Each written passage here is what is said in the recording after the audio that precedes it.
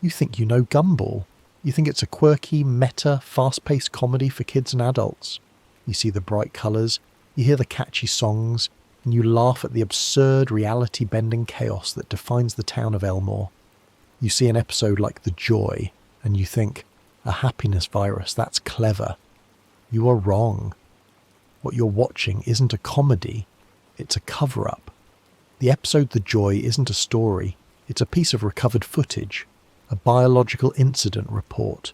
It is the Zapruder film of a psychological apocalypse, a case study in mass hysteria and contagious psychopathy that was sanitized, animated and sold back to you as entertainment. Today, we're not going to laugh. We're going to look at the evidence, piece by piece, and uncover the truly disturbing medical horror of the joy virus. This is the story of how a single, well-intentioned act of affection became the catalyst for the complete and total collapse of free will at Elmore Junior High.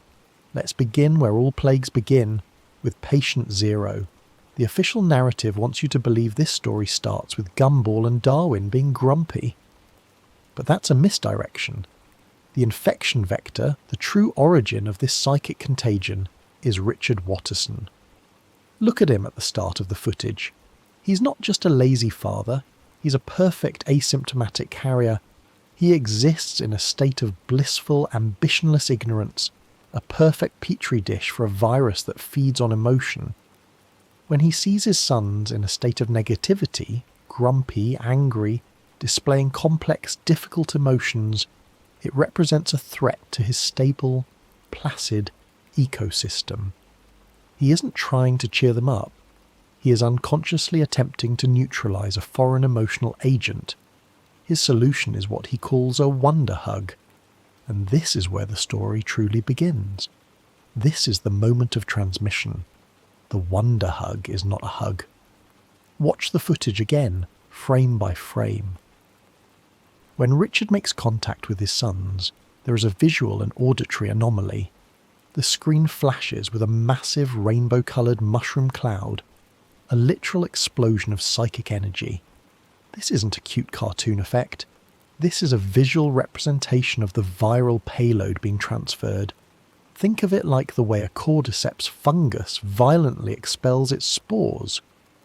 Richard the carrier has just shotgunned a blast of weaponized synthetic happiness directly into the fragile psychological systems of his children. They don't become happy, they become infected. Their initial skepticism is their immune system trying and failing to fight off a hostile psychic entity. The battle is over in seconds. Their free will is the first casualty. Now let's analyse the index patients. Gumball and Darwin post-infection. Their symptoms are immediate and terrifying. The first sign is the alteration of their speech. They begin auto-tune singing.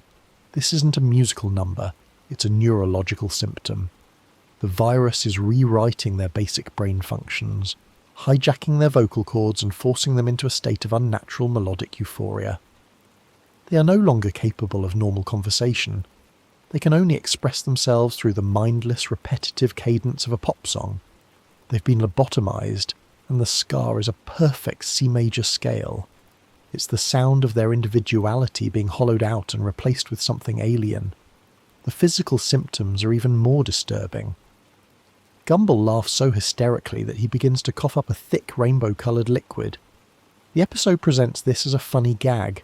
Let's call it what it is. A violent expulsion of mutated biological matter. This rainbow liquid is the joy virus made manifest. It's a contagious effluvium, a physical byproduct of the psychic infection. It's the viral load becoming so overwhelming that Gumball's body can no longer contain it. He's not just laughing, he's a walking biohazard, spewing the very essence of the plague onto the floor of his school. Every droplet of that fluid is a potential new outbreak. Think about that. The school is one mop bucket away from a full-blown pandemic, and everyone is treating it like a joke. This brings us to our protagonist, our lone survivor in a world of smiling zombies, Miss Simeon. The narrative frames her as a miserable, joyless antagonist. But in the context of this outbreak, her misery is not a flaw. It is her immunity. The joy virus feeds on happiness, on positive emotion. It requires a certain psychological terrain to take root. Miss Simeon, a creature of pure, unadulterated cynicism and despair, is psychologically barren soil. The virus cannot infect her because there is nothing for it to consume. She is the only one who can see the infection for what it is, a plague of joy. Her decision to film the events is not a petty attempt to get Gumball and Darwin in trouble. It is the desperate act of a scientist, a doctor, documenting the fall of civilization, hoping that someone, somewhere, will find this footage and understand the horror that unfolded. Observe her interactions with Principal Brown. She runs to him, the authority figure, pleading for him to recognize the threat. She warns him of an outbreak of joy. How does he respond? With utter incompetence and narcissistic self-interest. He's more concerned with taping himself fooling around than with the clear and present danger to his students.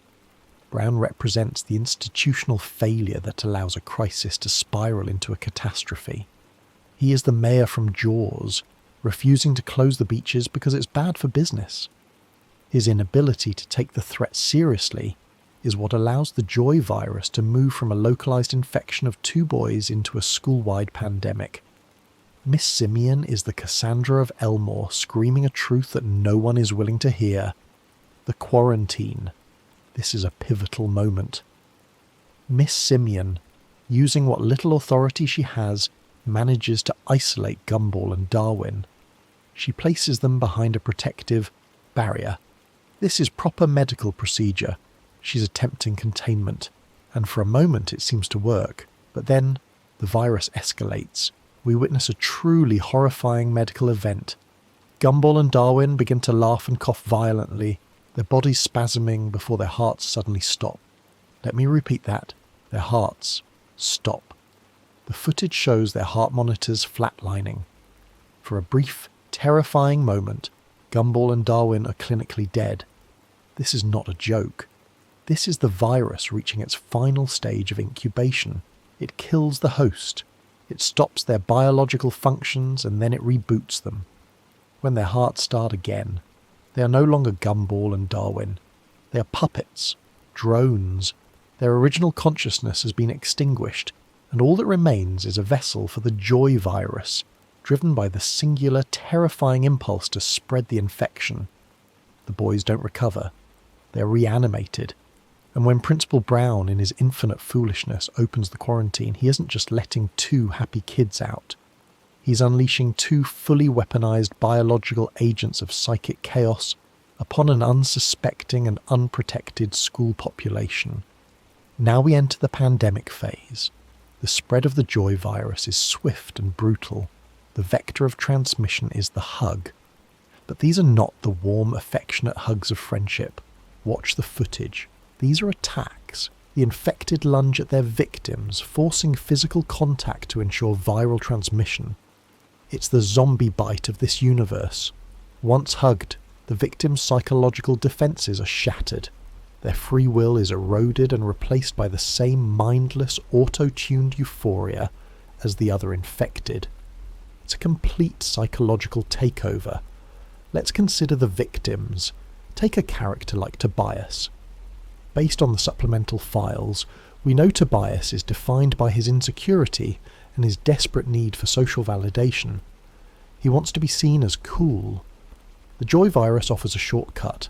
It removes the need for validation by simply programming you to feel ecstatic regardless of your social standing. For someone like Tobias, this wouldn't just be an infection. It would feel like a form of salvation, a release from the constant anxiety of his existence. The virus doesn't just make him happy, it preys on his deepest psychological weaknesses and offers a twisted synthetic solution. He's not just infected, he's tragically fulfilled. And what about a character like Alan, the perpetually optimistic balloon? You might think he'd be immune, or perhaps even the final boss of this plague. But the opposite is more likely. Alan's pre-existing state of extreme positivity would make him hyper-susceptible. His psychological landscape is the most fertile ground imaginable for the joy virus. When the virus infects him, it wouldn't just make him happy. It would amplify his existing state to a terrifying, godlike degree. He would become a focal point of the infection, a walking epicenter of psychic energy, a super spreader whose very presence could infect others from a distance. He would go from being a symbol of kindness to a smiling, floating agent of the apocalypse. The footage shows a school in chaos. Students are forcibly hugging each other in the hallways. The infection spreads exponentially. But the horror is auditory as well as visual. The air becomes filled with the sound of that relentless, auto-tuned singing. It's the hive mind of the virus, communicating with itself. Imagine being Miss Simeon, trapped in the school, the last sane person. Every direction you turn, you see the vacant, smiling faces of your students, their bodies moving with a horrifyingly cheerful purpose. And you hear that song, that endless, looping, maddeningly upbeat song. It's the soundtrack to the end of the world. Miss Simeon's escape to her office is a masterclass in survival horror. She has to navigate a hallway teeming with the infected. She's forced to pretend to be one of them, to mimic their joyful gait and vacant smile just to survive. This is the equivalent of covering yourself in zombie guts to walk through the horde. One false move, one moment of genuine misery breaking through her facade, and she'll be swarmed. The tension is unbearable. She almost gives herself away when she instinctively tries to enforce the dress code on an infected Banana Joe. It's a chilling moment. Her ingrained sense of order and discipline nearly gets her killed. Her discovery of the cure is a moment of pure, desperate genius. She's in her office, surrounded by the sounds of the pandemic, when she accidentally plays a cassette of sad, depressing music, and she sees it. Through the security monitor, she sees Principal Brown, one of the infected, react to the music. The joy drains from his face. The auto-tune falters. The sad music is toxic to the virus. It's an emotional counteragent. The joy virus is a parasite that feeds on happiness. Therefore, its antithesis, pure misery, is a poison. Miss Simeon's entire miserable existence, the very thing that made her an outcast, is now the only hope for salvation. But here is the tragedy. She has the cure, but she's trapped. The horde is outside her door. Footage shows her final moments, recorded on Principal Brown's camcorder. This is her last will and testament. She knows she's not going to make it. She knows the virus is coming for her. The infected Gumball and Darwin are already in the office with her, their faces frozen in those terrifying ecstatic smiles. She holds the camera, her face a mask of terror, as they close in for the final fatal hug. The tape keeps rolling as she's infected. We are forced to watch her transformation. We see the misery drain from her eyes. We see her facial muscles contort into that same unnatural rictus grin. And then we hear it. Her voice, once a gravelly monotone of despair, is now auto-tuned. She begins to laugh hysterically, that same rainbow-coloured mutagenic fluid spewing from her mouth. The hero has fallen. The last bastion of sanity has been assimilated into the hive mind. Her final words on the tape are not a warning. They are a declaration of the virus's ultimate victory. This story has come to a happy ending. The found footage ends there. It cuts to a pre-recorded clip of Principal Brown goofing around. A final, mocking piece of normalcy before the world went mad. But the implications are staggering. Miss Simeon, the only one who knew the cure, has been neutralised. The infection was never contained. It consumed Elmore Junior High, and with no one left to stop it, it's safe to assume it did not stop there. It would have spread to the town of Elmore, then the state, then the country, then the world. An entire planet of smiling, auto-tuned drones, forever trapped in a state of synthetic joy, their free will completely extinguished. That is the true legacy of the joy virus. Not a quirky cartoon episode, but a chilling document of the day the world ended, not with a bang, but with a wonder hug. Now, let's dig deeper. The nature of the virus itself warrants further investigation. The rainbow liquid suggests a biological component, but the instantaneous spread and psychic manipulation point to something more. Think about the other anomalies in Elmore. In the episode The Signal, the entire fabric of reality begins to glitch and break down. Could the joy virus be a metaphysical contagion? A piece of corrupted code in the programming of their universe? The autotune symptom is a key piece of evidence. It's a digital manipulation of an organic process. The virus isn't just infecting their minds, it's infecting their reality, forcing it to adhere to a new, horrifyingly cheerful set of rules. Consider the source again, Richard Watterson. In The Laziest, he's revealed to have a unique ability to change the TV channel with his mind. This is presented as a gag, but what if it's a sign of a latent, uncontrolled psychic ability? What if his profound laziness and lack of mental effort allows him to subconsciously manipulate the world around him? If that's the case, the Wonder Hug wasn't a biological transmission. It was a psychic imposition. He didn't give his sons a virus. He psychically forced his own state of blissful ignorance onto them, but their younger, more complex minds couldn't handle it. The virus is just their psyches breaking under the strain of Richard's imposed reality, shattering into a million pieces of auto-tuned, rainbow-coloured madness.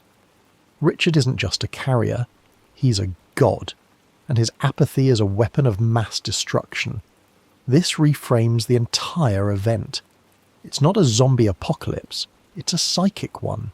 The hugs aren't about spreading germs, they're about breaking down mental walls and allowing the psychic Richard state to flood in. The victims aren't sick, they're possessed. Their minds are overwritten by a singular, simple consciousness, Richard's. A consciousness that desires nothing more than to sit on the couch and have a snack. The end state of the joy virus isn't just happiness, it's the total Richardification of the global population. An entire world of Richards, all content, all smiling, and all utterly horrifyingly useless.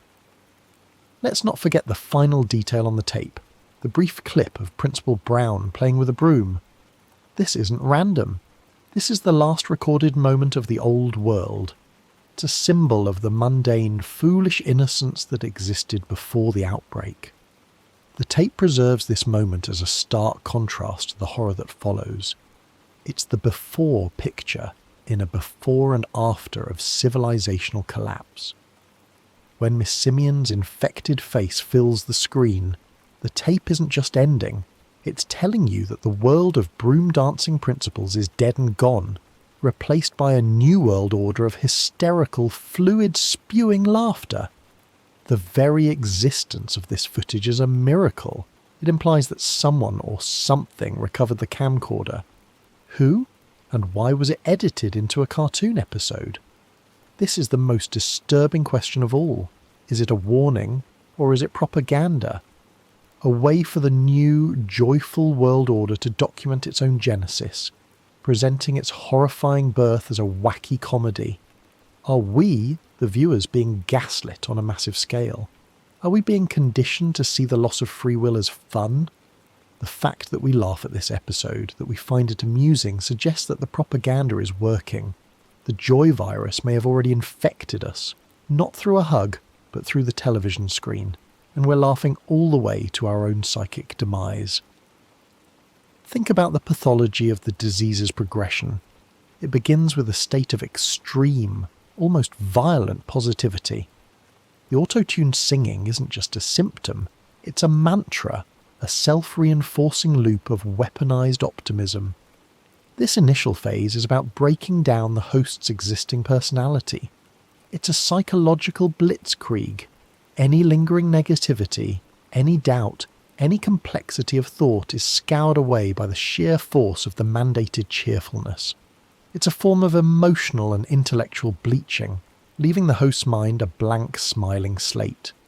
Then comes the secondary stage, the physical manifestation. The coughing up of the rainbow liquid is crucial. This is the virus creating more of itself using the host's own biology as a factory. The host is no longer just a victim. They're a mobile production facility for the contagion. The vibrant, multicoloured nature of the fluid is a form of camouflage. It looks playful, harmless. It's the viral equivalent of a brightly coloured poison dart frog. Its beauty is a warning, a sign of the terrifyingly potent psychic poison it contains. The students of Elmore Junior High see a rainbow and think of wonder. They should be thinking of quarantine. The third stage is the most terrifying. The brief cessation of life, the flatlining. This is the moment the psychic takeover is as complete. The host's original consciousness, their soul if you will, is fighting back. It's resisting the final assimilation. The only way for the virus to win is to shut down the system entirely, to kill the host. This moment of death is the virus purging the last remnants of individuality. When the heart restarts, the person who was there before is gone forever. A ghost in the machine has been exorcised, and the machine now belongs to a new smiling god. It is the most benevolent, and therefore most horrifying form of death imaginable. And the final stage, the drone state. The reanimated host is now a perfect soldier in the army of joy. Their only purpose is to spread the infection. They seek out the uninfected, the miserable, the sane, and they convert them. The act of hugging is the delivery mechanism. It's a deeply personal, intimate act, twisted into a weapon. The virus understands human psychology. It knows that a hug is disarming. It's a Trojan horse made of affection. You think you're receiving comfort, but you're actually receiving a psychic death sentence. Now, let's circle back to Miss Simeon. Her role as the documentarian is vital.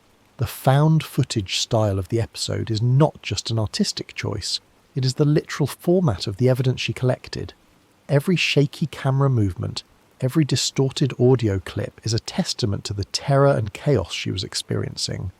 She was a combat journalist on the front lines of a psychological war. Her narration is not that of a grumpy teacher.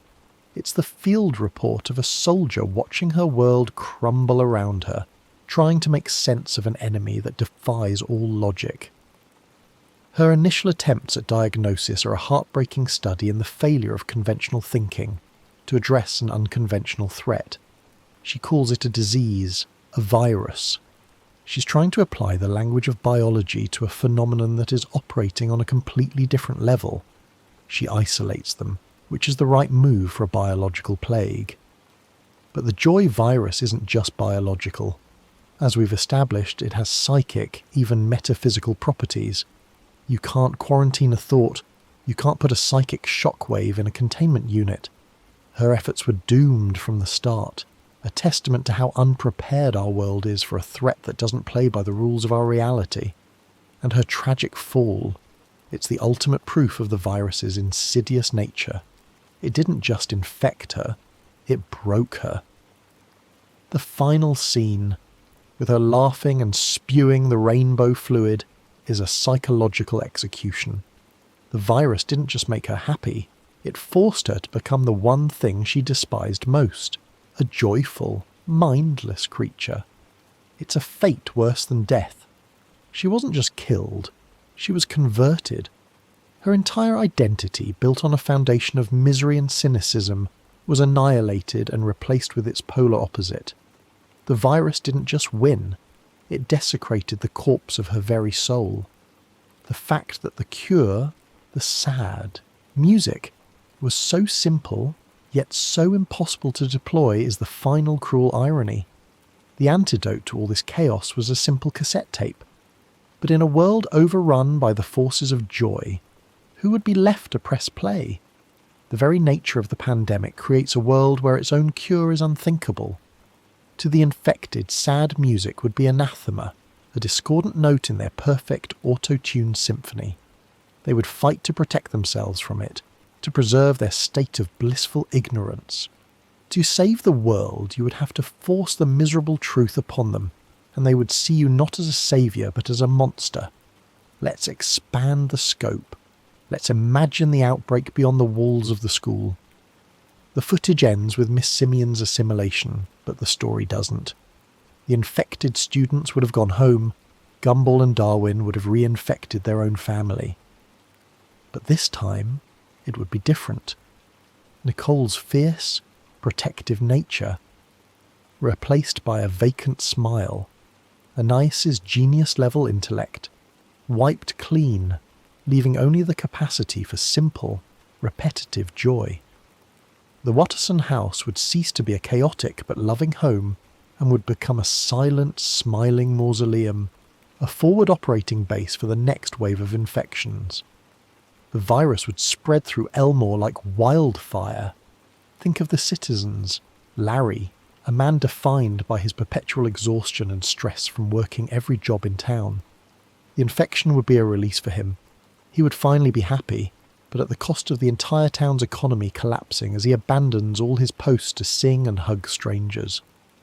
Mr. Robinson, a man whose entire relationship with his wife is built on mutual antagonism. The joy virus would force them to love each other, but it would be a hollow programmed love, their complex bitter history erased. It's a psychological cleansing of the entire town, leaving behind a population of happy, functionless shells. And the global implications, frightening. The infection would spread through travel, through the internet, through media. World leaders would be infected. Global summits would turn into auto-tuned sing-alongs. The world's armies would lay down their weapons and engage in mass forced-hugging events.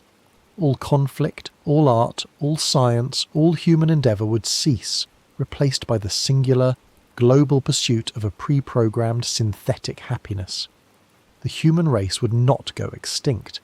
It would be something far worse. It would be permanently, irrevocably, ecstatically content. It is the quietest, most smiling apocalypse imaginable, and at the centre of it all the forgotten cause, Richard Watterson sitting on his couch, unaware of the blissful Armageddon he has unleashed upon the world. He was never malicious. He was just a carrier for a concept too powerful for our reality to handle, a happiness so pure, so absolute, that it is indistinguishable from total annihilation. The road to hell isn't paved with good intentions, it's paved with rainbows, and it echoes with a perfectly harmonised, auto-tuned laugh. That's the real lesson of the recovered footage known as the joy. It's a warning. Be careful what you wish for, and never ever underestimate the destructive power of a wonder hug. Let's analyse the visual language of the infection. The rainbow motif is persistent, but its presentation is key. It's not the gentle arcing rainbow of a sunny day. It's a violent, explosive blast. The mushroom cloud is a deliberate visual parallel to a nuclear detonation. This isn't the rainbow of peace and harmony. It's the rainbow of radioactive fallout. It's a visual signifier that a psychic bomb has gone off, and the emotional landscape has been irrevocably irradiated with toxic positivity. The colours themselves are unnaturally vibrant, a hyper-saturated, almost painful assault on the eyes. It's the aesthetic of a fever dream, a visual representation of the brain being overloaded with more euphoric stimuli than it can possibly process. The autotune effect, too, deserves a deeper look. It's a technological filter applied to a human voice, designed to correct imperfections and force the singer into a state of perfect pitch. In the context of the joy virus, this is terrifyingly literal. The virus is a pitch correction for the soul. It identifies the imperfections of human emotion, sadness, anger, fear, complexity, and corrects them, forcing the host into a single, perfect, unwavering note of joy. The victims are not just singing, they are being stripped of their emotional range, their vocal and psychological uniqueness flattened into a uniform, digital perfection. It is the death of nuance, the end of all the beautiful, messy, off-key notes that make a person who they are. Consider the specific lines they sing. I've got the joy, joy, joy, joy down in my heart. It's a simple, almost childish refrain. This is the virus simplifying the complex machinery of the human mind down to its most basic binary state. On or off. Joy or not joy. The complexity of language, the poetry of human expression, is reduced to a simple, endlessly repeating loop. It's the psychic equivalent of a computer being stuck in a boot cycle, unable to load any program more complex than Be Happy X says. The lyrics are not an expression of feeling, they are the verbal manifestation of the viral code itself, repeating its core command over and over again. Now, let's turn our attention back to the found footage framing. Miss Simeon's camcorder is our only window into this event. Why is the footage so clear?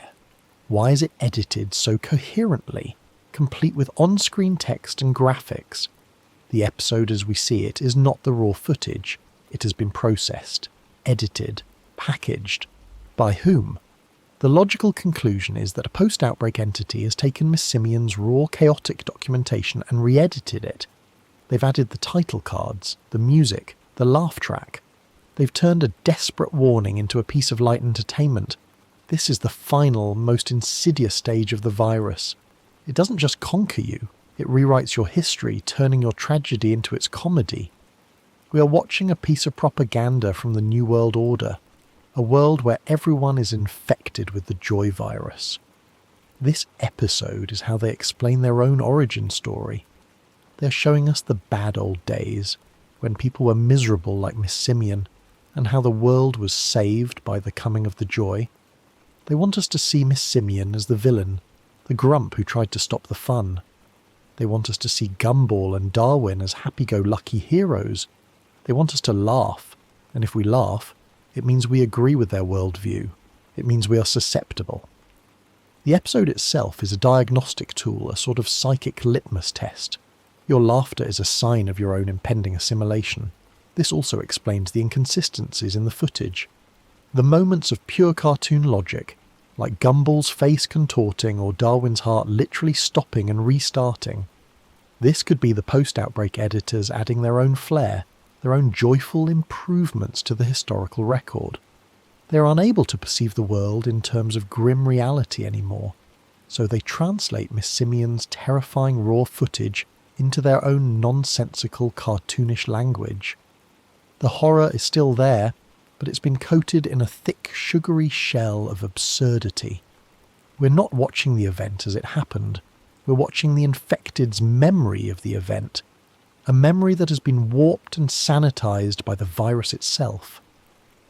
Let's posit a theory. What if Richard Watterson is not just an asymptomatic carrier? What if he's the source, the godhead of this psychic plague? We see in The Job that his employment causes the fabric of the universe to unravel. His very existence is tied to a specific state of being, unemployed, lazy, and content. When that state is threatened, reality itself becomes unstable.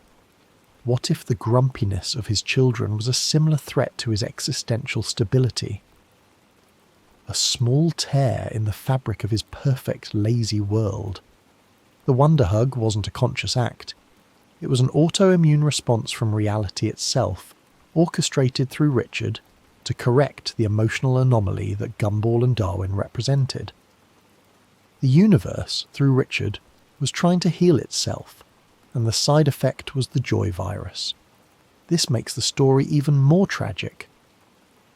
The children were not just infected by their father, they were sacrificed by the universe for the sake of maintaining a fragile, lazy status quo. Their individuality was a bug that needed to be patched out. The pandemic that followed was just the patch spreading uncontrollably, fixing everyone it touched. The entire population of Elmore was turned into a copy of Richard Watterson's psyche, not because of a virus, but because the universe itself demanded it. They were all forcibly regressed to a state of simple, thoughtless contentment to keep the cosmic machinery running smoothly. It's a story of existential horror on a scale we can barely comprehend, and Miss Simeon's struggle becomes even more heroic. She wasn't just fighting a virus, she was fighting the fundamental laws of her own universe. Her misery wasn't just an immunity, it was an act of rebellion. She was a glitch in the system, a pocket of beautiful, complex sadness in a world that was desperately trying to smooth everything out into a uniform sheet of blissful idiocy. Her defeat wasn't just the end of her life, It was the end of resistance. It was the moment the universe finally succeeded in patching out its last, most stubborn bug. Her final, auto-tuned laugh is the sound of the system rebooting, its final error corrected, its victory absolute. Let's examine the school environment as a catalyst. Elmore Junior High is a pressure cooker of adolescent anxiety, social hierarchies, and existential confusion. It's the perfect breeding ground for a virus that preys on emotional vulnerability. The constant stress of tests, the fear of bullies like Tina, the social climbing of characters like Tobias. All of this creates a psychological environment desperate for an escape.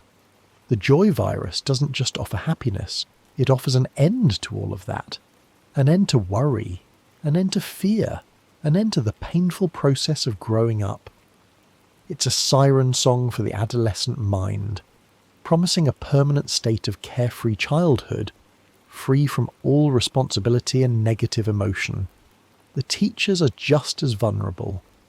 We see in The Apology that Miss Simeon's antagonism is born from a place of deep-seated insecurity and a desperate need for validation. Mr. Small, in The Advice, is tormented by his failure to inspire his students.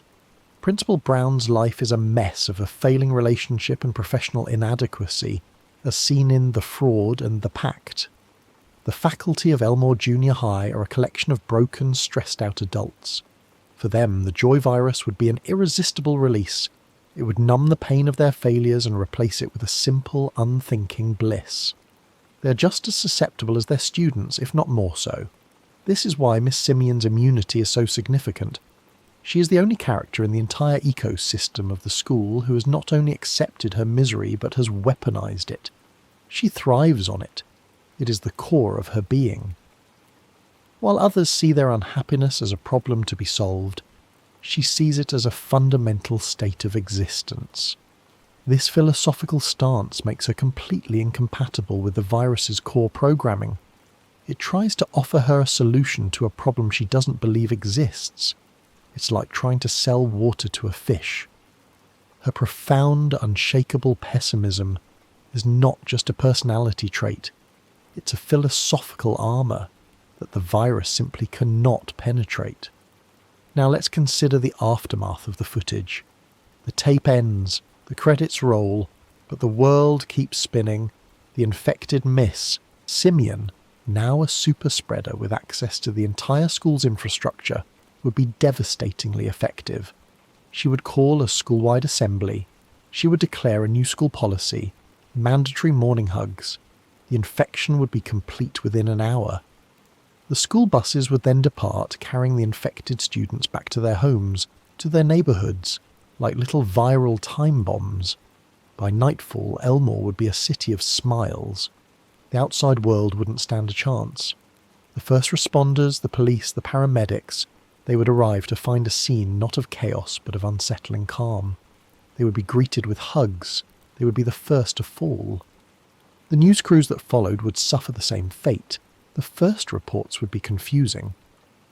A strange, peaceful epidemic is spreading through the town of Elmore. People would be intrigued. Some would travel there, seeking this miracle. They would be missionaries of their own destruction. The infection would spread not like a plague, but like a New Age religion, a viral enlightenment. And by the time the world realized the truth, it would be too late. The men in hazmat suits would be met not with resistance, but with open, loving arms, and they too would fall. The final image is a chilling one. A planet where every city is as quiet and content as Elmore. A world where the stock market has been replaced by synchronized dancing, where political debates are now auto-tuned duets, where all the world's problems have been solved. By simply erasing the capacity to perceive them as problems, it is the ultimate utopian nightmare. A world saved from itself by having its own humanity ripped out and replaced with a smiley face sticker. And all because of one lazy, well-intentioned father and a hug that was just a little too wonderful. Let that sink in. The greatest act of love in the Watterson family led directly to the end of everything. That's not just dark, it's a masterclass in cosmic irony. Let's delve into the psychology of the victims during the transformation process. The footage doesn't show it, but we must infer the internal struggle. Before the heart stops, before the final assimilation, there must be a moment of pure, undiluted terror. Imagine being one of those students. You've been hugged. You feel this alien emotion flooding your mind, a tidal wave of synthetic joy that is actively drowning your own feelings. Your fear, your panic, it's all being overwritten in real time. You try to scream for help, but your voice comes out as an auto-tuned melody. You try to run, but your legs start to perform a cheerful dance. You're a prisoner in your own body, forced to smile and sing while your consciousness is being systematically dismantled. This is the true body horror of the joy virus. It's not about gore or mutation in the traditional sense. It's about the grotesque puppetry of the self. The victims are forced to become a parody of their happiest moments, their smiles stretched into unnatural, painful grins, their laughter forced and mechanical. It's the emotional equivalent of the uncanny valley. They look happy, but the happiness is wrong. It's a mask worn by a corpse, a performance being put on by the viral entity that has hollowed them out from the inside. The real person is still in there, somewhere, trapped behind the eyes, watching their own body betray them in the most cheerful way possible. And what about the spread? The episode shows hugs as the primary vector, but is that the only way? Gumball coughs up the rainbow liquid. Is it aerosolized? Can you get infected just by breathing the same air as a carrier? The footage from the school cafeteria is damning. Gumball expels a cloud of this substance in an enclosed space filled with children. The potential for airborne transmission is high. If so, the pandemic would be even more catastrophic than previously imagined. It wouldn't just be about avoiding physical contact, it would be about not breathing. The very air would become a weapon. This adds another layer of horror to Miss Simeon's desperate flight. She's not just dodging the infected, she's holding her breath, trying to navigate a contaminated environment. Every gasp of air is a potential death sentence. Her office isn't just a sanctuary, it's the only place with filtered, uncontaminated air. When Gumball and Darwin get in, they're bringing the plague in with them, not just on them. The final hug is just the coup de grace. The real infection may have happened the moment she opened the door and took a breath. Let's also consider the possibility of a tiered infection. Not everyone might react the same way. We see Gumball and Darwin become hyperactive, laughing drones. But what about other personality types? Would a more introverted character become quietly, serenely content? A silent carrier? Would an aggressive character like Jamie have her aggression rechanneled into a violent, forceful spreading of joy? Imagine Jamie not just hugging people, but tackling them, holding them down until the infection takes hold. The virus might adapt its methods based on the host's pre-existing psychological framework, creating a diverse army of joyful killers, each with their own unique and terrifying way of spreading the plague. This diversity of symptoms would make containment even more difficult. The authorities would be looking for a single set of behaviours, a uniform zombie. But the joy virus is smarter. It creates a whole spectrum of happy drones. The quiet smilers, the singing dancers, the aggressive huggers.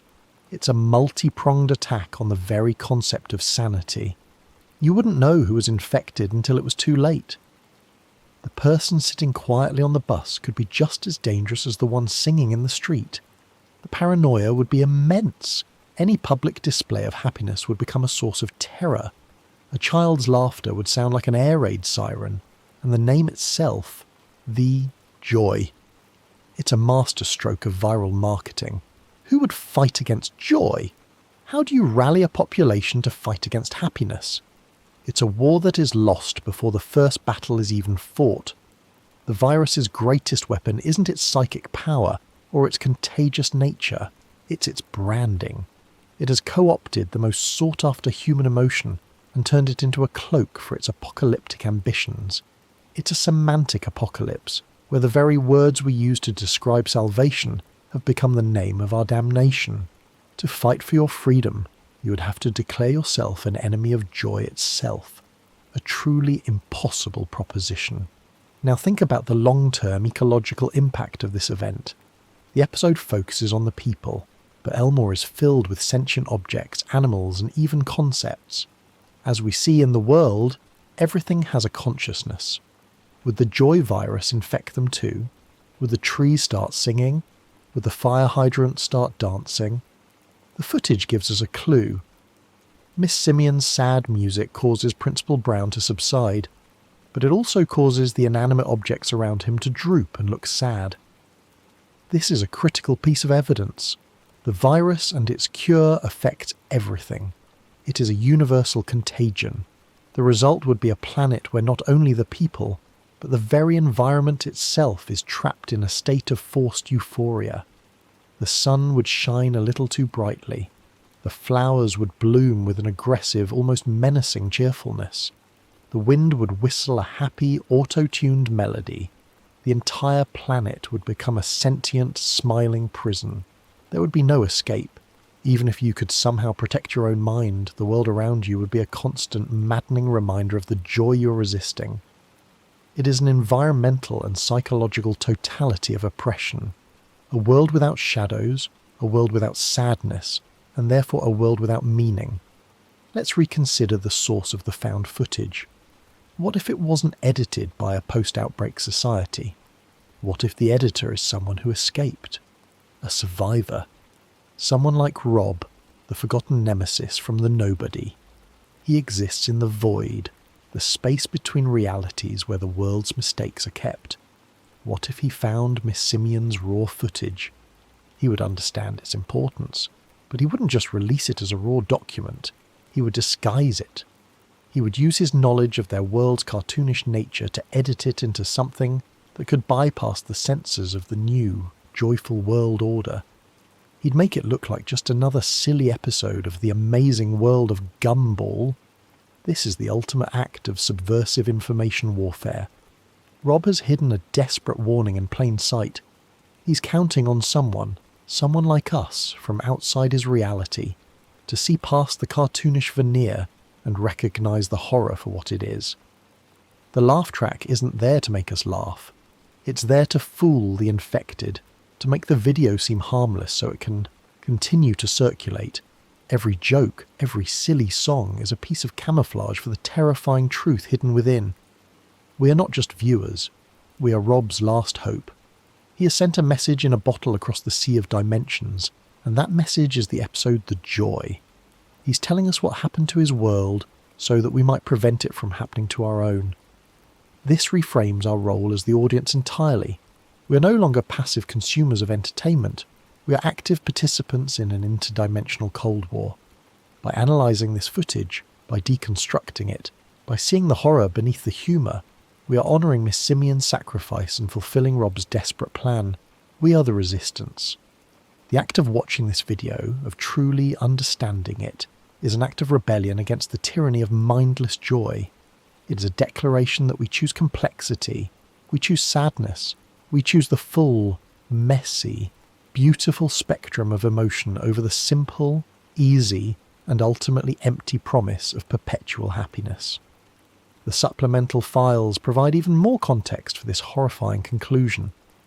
Take The Downer, an episode where Gumball's bad mood causes the entire world and everyone in it to disappear, leaving him alone in an empty void. This isn't just a metaphor for depression, it's a demonstration of how deeply emotion is tied to the fabric of their reality. A single individual's profound negativity can literally erase existence. Now apply that logic to the joy virus. If one person's bad mood can delete the world, what can a global pandemic of weaponized good moods do? It doesn't delete the world, it overwrites it. It replaces the complex, multi-layered reality with a new, simplified 2D version of itself, a cartoon. The world of Elmore becomes more cartoonish, more absurd, because the joy virus is stripping away the layers of realism and complexity, leaving only the bright, colourful, nonsensical surface. The auto-tune singing is not just a symptom, it's the sound of reality being flattened. The rainbow liquid is not just a byproduct, it's the raw material of this new, simplified world being spewed forth. The victims are not just losing their free will, they're losing their dimensionality. They're becoming literal cartoon characters, trapped in a world governed by the simplistic, repetitive logic of a children's show. Miss Simeon's final recorded moments are not just her being infected, it's her being forcibly converted from a complex three-dimensional being into a one-note caricature of happiness. The true horror of the joy virus is that it turns its victims and their entire world into the very thing we thought they already were, a cartoon. They are trapped in the prison of their own genre, and the bars are made of smiles. Let's further explore the mechanics of the wonder hug. It's described as a hug, but the visual evidence, the explosive mushroom cloud, suggests a far more powerful and less personal transmission method. Perhaps the hug is merely the final ritualistic component of a process that begins much earlier. Richard's mere presence in a room might create a field of psychic pressure, subtly altering the emotional state of those around him. He's a walking emotional weather system, creating a high-pressure zone of blissful apathy wherever he goes. Most adults, with their more rigid psychological structures, can resist this field. But children, like Gumball and Darwin, are more malleable. Their minds are more open. The initial grumpiness Gumball and Darwin exhibit is their psyches reacting to this constant, low-level psychic pressure. It's an allergic reaction to Richard's ambient field of contentment.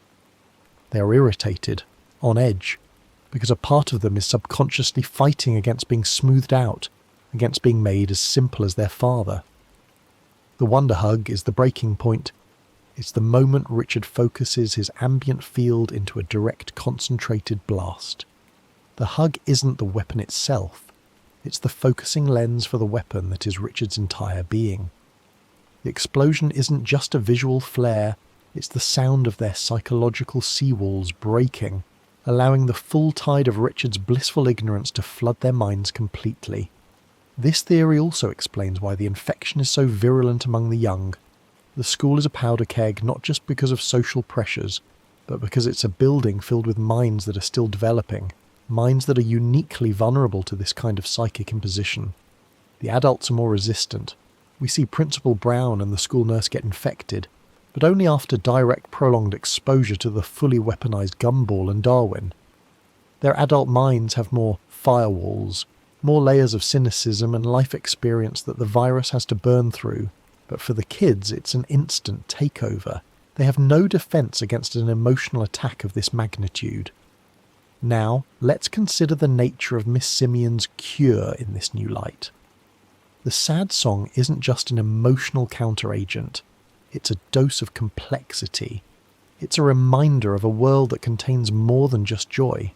The lyrics, the minor key, the slow tempo, it's all a concentrated blast of the very nuance that the Richard state is designed to eliminate.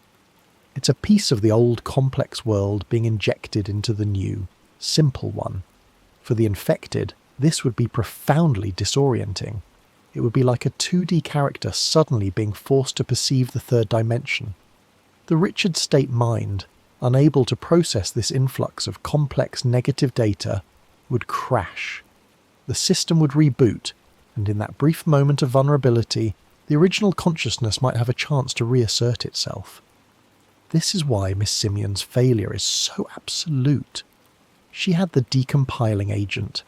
She had the key to unlocking the minds of the infected, but she was a single person trying to administer a psychic antivirus to an entire network that was actively fighting against her. Her plan to broadcast the music over the school's PA system was the only viable strategy. It was an attempt to mass administer the cure, but she was caught before she could execute it.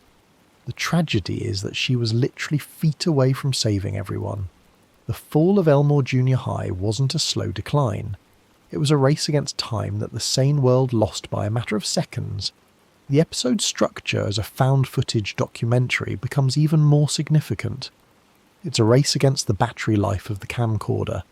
The entire story is framed by the limitations of her recording device.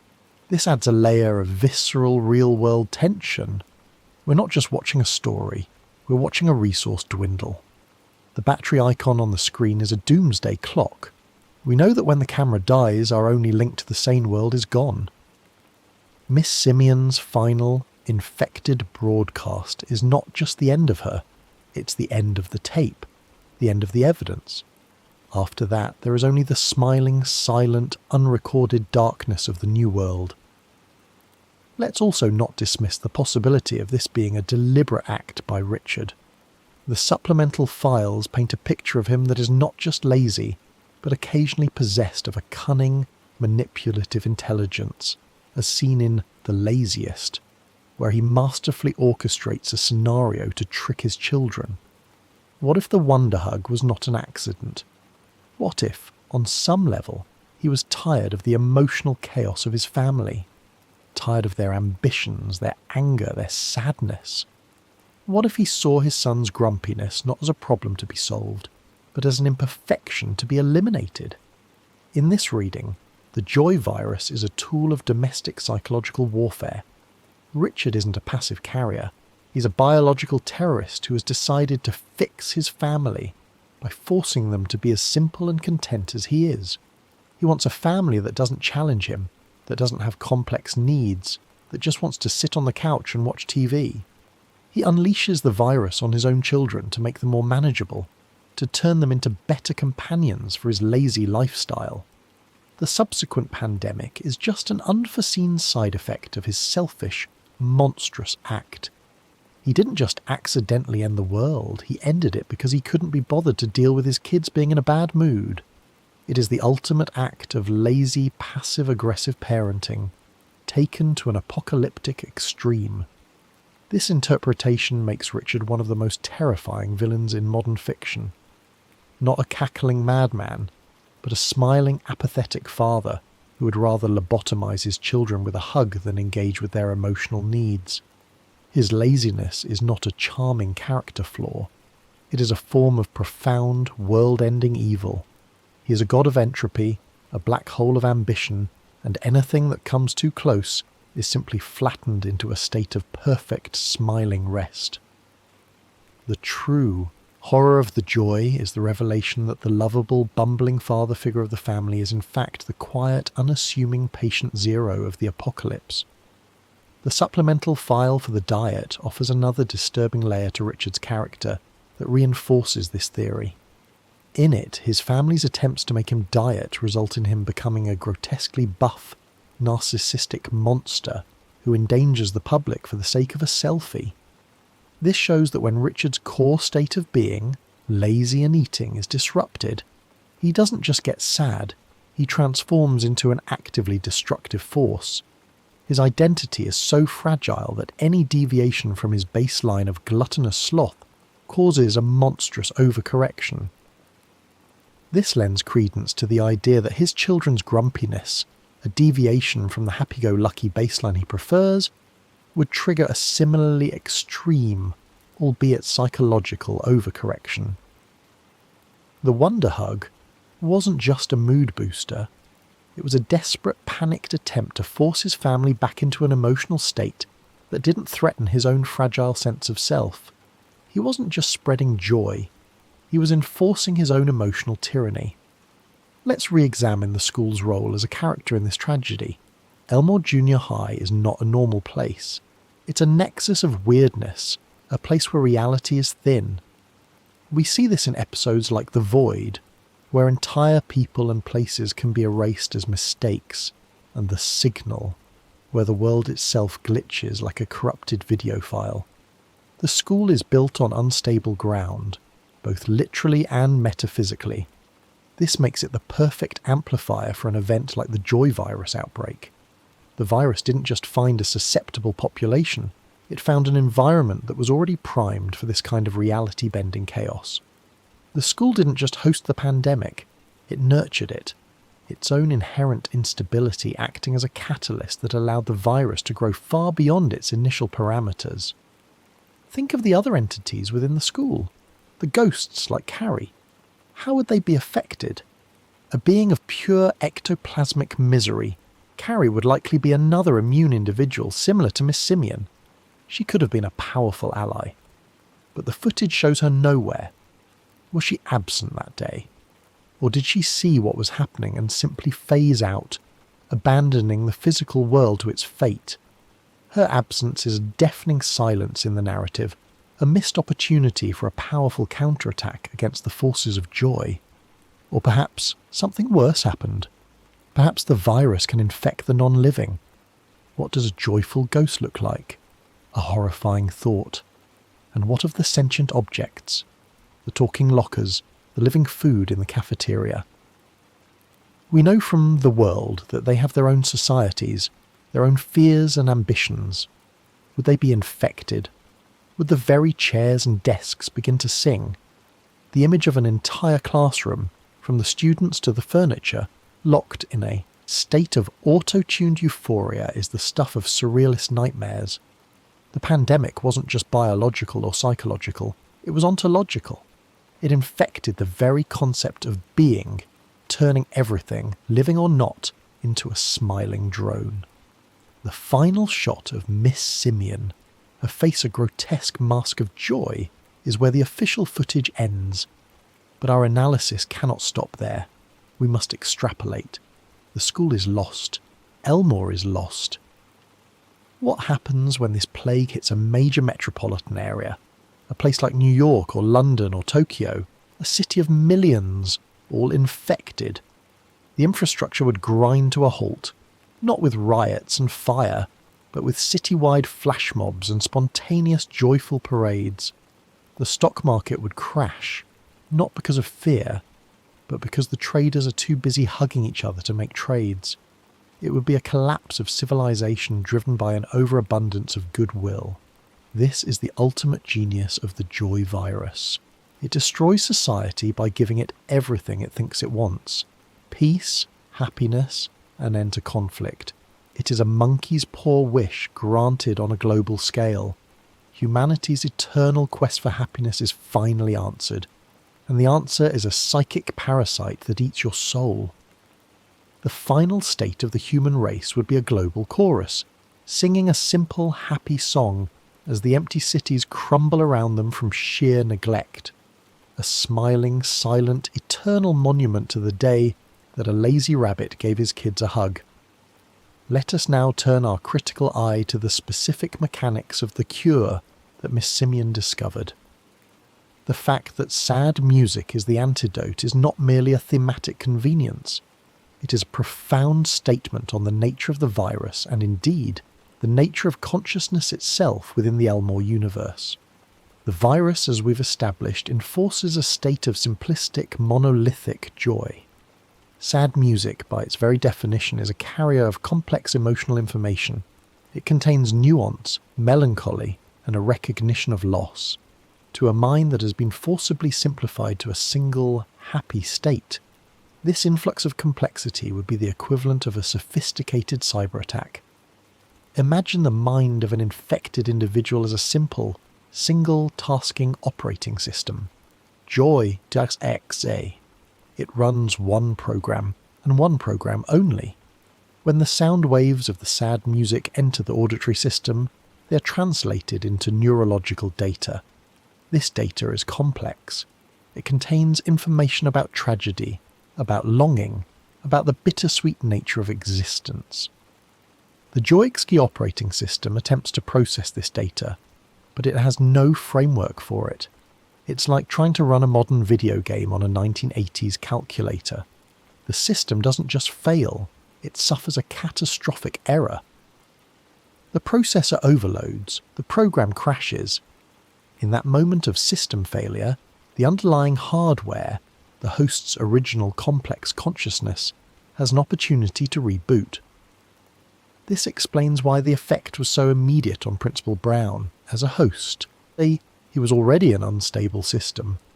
His pre-existing anxieties and insecurities as evidenced in other supplemental files, mean that his joy.exe program was likely running with a number of background errors already. The sad music was simply the final piece of corrupted data that caused his whole system to blue screen. Miss Simeon didn't just find a cure, she found a psychic decompiler, a piece of auditory code that could reverse the viral programming. But consider the specific piece of music. The footage shows Miss Simeon playing a generic, melancholic tune from a cassette player. The low-fidelity, slightly warped sound of the tape is also a crucial element. This isn't a crisp, clean digital file. It's an analog recording filled with the imperfections of its medium: tape hiss, wow, and flutter. These analog imperfections are another layer of complexity that the virus's digital, perfect pitch mindset cannot handle. The cure isn't just sadness, it's analog, imperfect reality. It's the musical equivalent of a grainy, out-of-focus photograph of a funeral. It is a concentrated dose of the real, messy world that the virus is trying to erase. The tragedy, then, is that the very tools of the old, imperfect world were the keys to its salvation. The cassette tape, an obsolete technology, held the power to save them all. It's a poignant and deeply ironic twist. The march of progress towards digital perfection and clean, simple interfaces is what made them vulnerable. Their salvation lay in the attic, in a box of old, forgotten, beautifully imperfect things. Miss Simeon, a creature of the old world, a relic of a more cynical age, was the only one who still knew how to operate the machinery of sadness. Now, let's explore a darker possibility regarding the cure. What if it's not a permanent solution? What if the sad music only temporarily suppresses the virus? Perhaps it forces the joy ikfui program to minimize, to go into a sleep state, allowing the original consciousness to regain control. But the viral code is still there, dormant, waiting in the system's memory. The moment the music stops, the moment the individual experiences a moment of genuine happiness again, the virus could reactivate. The cure would be a lifetime of enforced misery. To stay sane, you would have to live in a state of perpetual sadness, constantly listening to depressing music, actively avoiding any form of joy, lest you relapse. In this scenario, a cured world would be a goth apocalypse. A planet of people deliberately cultivating sadness to keep the psychic plague at bay. They would live in grey, minimalist houses, eat bland, tasteless food, and communicate only in sighs and mournful poetry. It would be a world saved from the tyranny of joy, only to be plunged into the tyranny of its opposite. It's a choice between two forms of a living death, the smiling zombie or the weeping one. Miss Simeon wouldn't be a hero who failed. She would be a visionary who was about to offer the world an equally terrible, albeit more philosophically interesting form of damnation. Let's cross-reference this with the events of the Inquisition. In that finale we see Rob, disguised as Superintendent Evil, attempting to fix the cartoonish elements of Elmore by turning everyone into realistic humans. He claims he's trying to save them from an impending disaster by making them compatible with the other place. What if the disaster he was trying to prevent was the joy virus, or a similar reality warping event?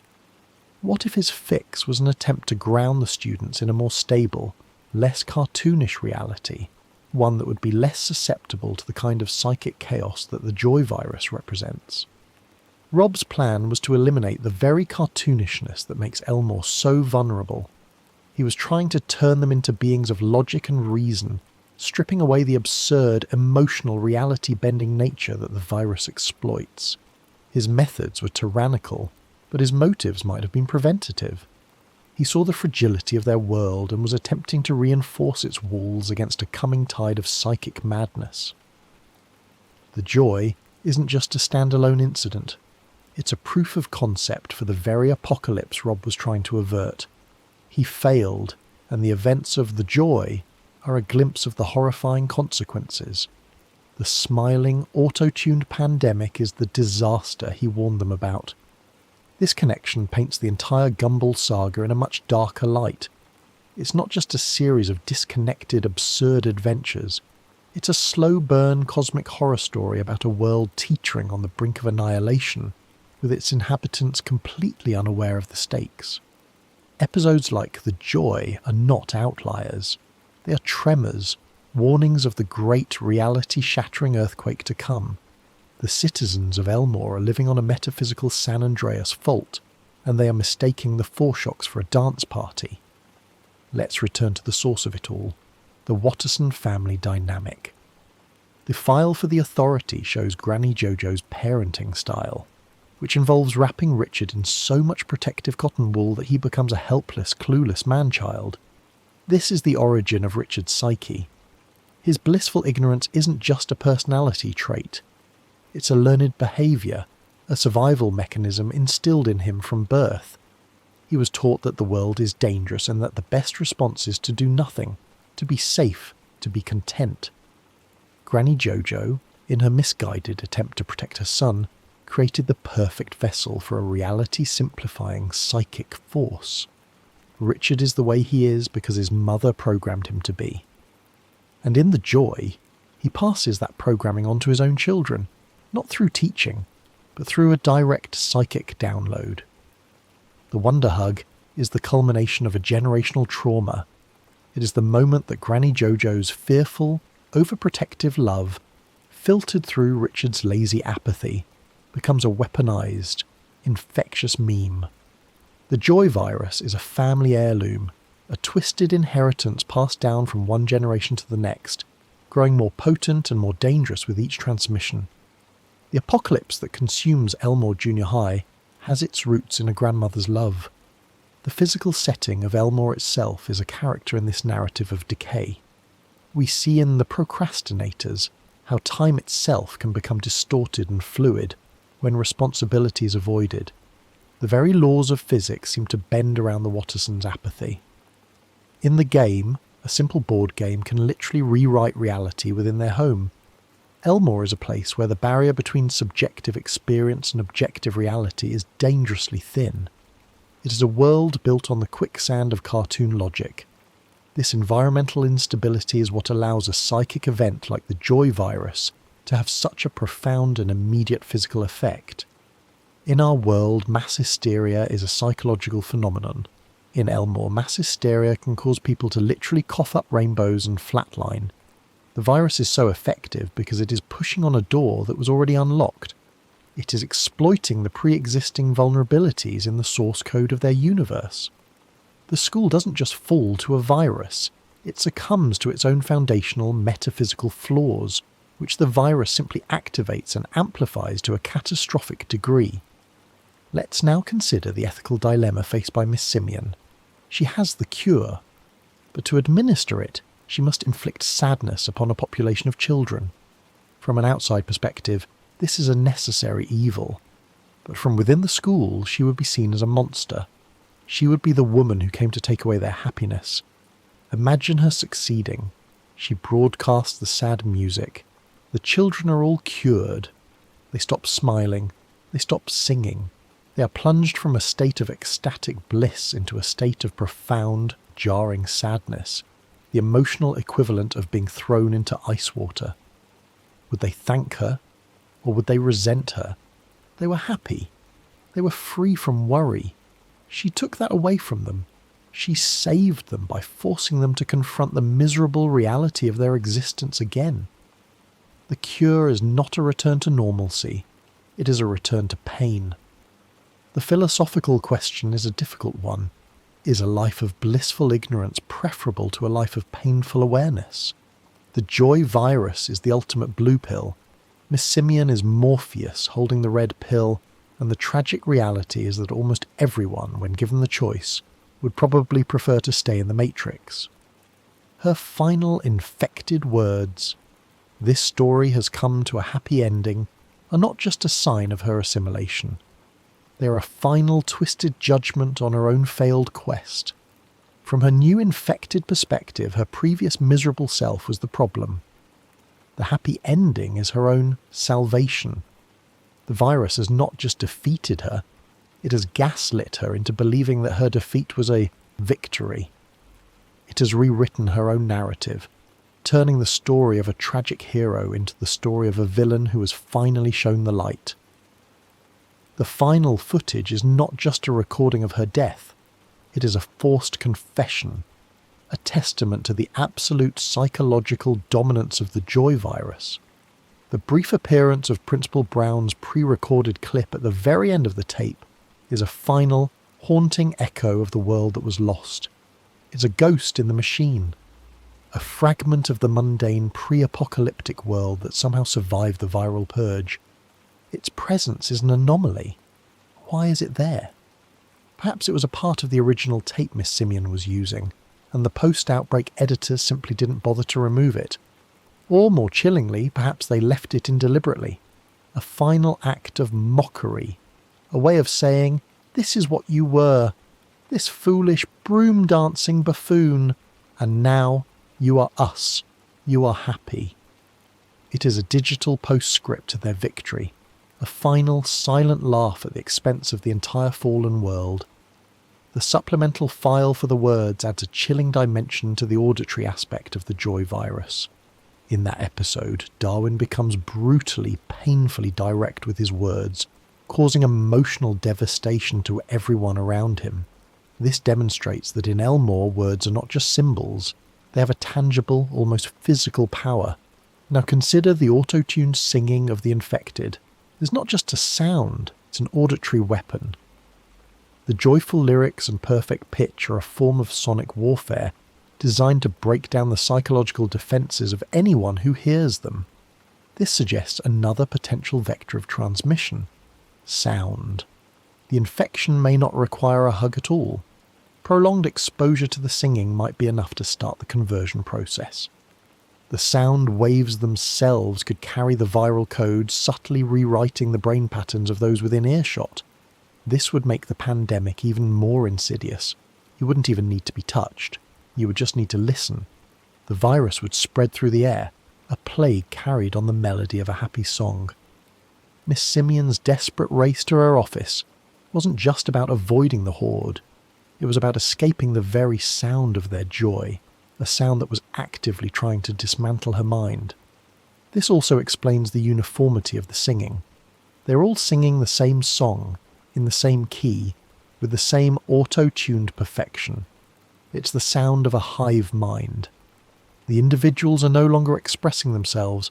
They are acting as speakers, as broadcast towers for the singular, monolithic consciousness of the virus. The school is filled with a chorus, but there is only one singer. The joy virus has achieved a perfect, terrifying harmony. The sound of individuality has been silenced, replaced by the unified, deafening roar of a single, happy thought. Let's cross-reference this with the events of The Signal once more. In that episode, reality itself begins to stutter and glitch, and Gumball and Darwin realise they are in a TV show. This meta-awareness is a crucial aspect of their universe. What if the joy virus is aware of this too? The auto-tune, the found footage format, the rainbow explosions, these are all tropes of media. The virus isn't just infecting their world, it's infecting their genre. It's turning their multi-layered, meta-comedic world into a simplistic, one-dimensional children's musical. The virus is a genre killer. It is a narrative plague that seeks to eliminate all complexity, all meta-commentary, all self-awareness, and replace it with the most basic, unthinking form of entertainment. It is forcing the world of Gumball to devolve, to become a less sophisticated, less intelligent version of itself. The victims are not just losing their free will, they are losing their meta-awareness. They are being trapped in the very cartoon that they were once smart enough to realise they were a part of. The ultimate prison is not a physical one, but a narrative one. They are condemned to live out the rest of their existence as characters in the dumbest, happiest, most inescapable show in the universe. This makes Miss Simeon's struggle a fight for narrative complexity. Her misery, her cynicism, her refusal to be happy. These are all elements of a more sophisticated adult story. She is fighting to preserve the show's own genre, to keep it from sliding into the abyss of mindless children's programming. The sad music is not just a cure for the virus, it is a defense of a more mature, more complex form of storytelling. Her defeat is the moment the show itself gives up, the moment the writer's room is taken over by the virus, and the script is rewritten to have a simple, happy, and utterly meaningless ending. The final horrifying thought is this. The episode The Joy exists in our world. We watched it. We were exposed to it. The found footage was recovered, edited, and broadcast to us. Are we sure the virus was contained within their dimension? The auto-tuned songs of our own pop music, the endless stream of happy content on social media, the relentless pressure to be positive, are these just features of our modern world, or are they symptoms? Symptoms of a psychic virus that has already made the leap, a virus that is slowly, subtly, turning our own complex, messy reality into a simple, smiling cartoon. Perhaps the happy ending Miss Simeon spoke of was not for her story, but for ours.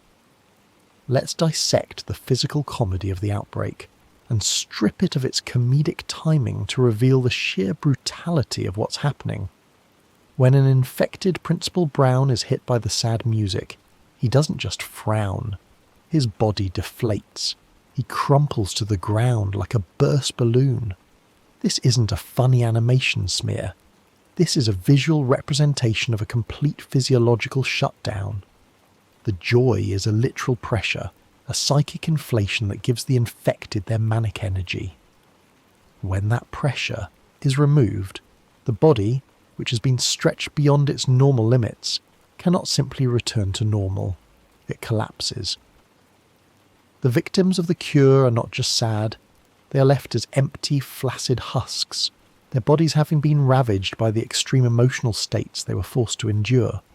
Now consider the opposite, the infection process. It is always initiated by a hug, but the hug is an act of violence. The infected do not gently embrace their victims. They lunge, they attack. It is a predatory act. The footage shows the school nurse being attacked by Gumball and Darwin. It's framed as a playful assault, but look at her reaction.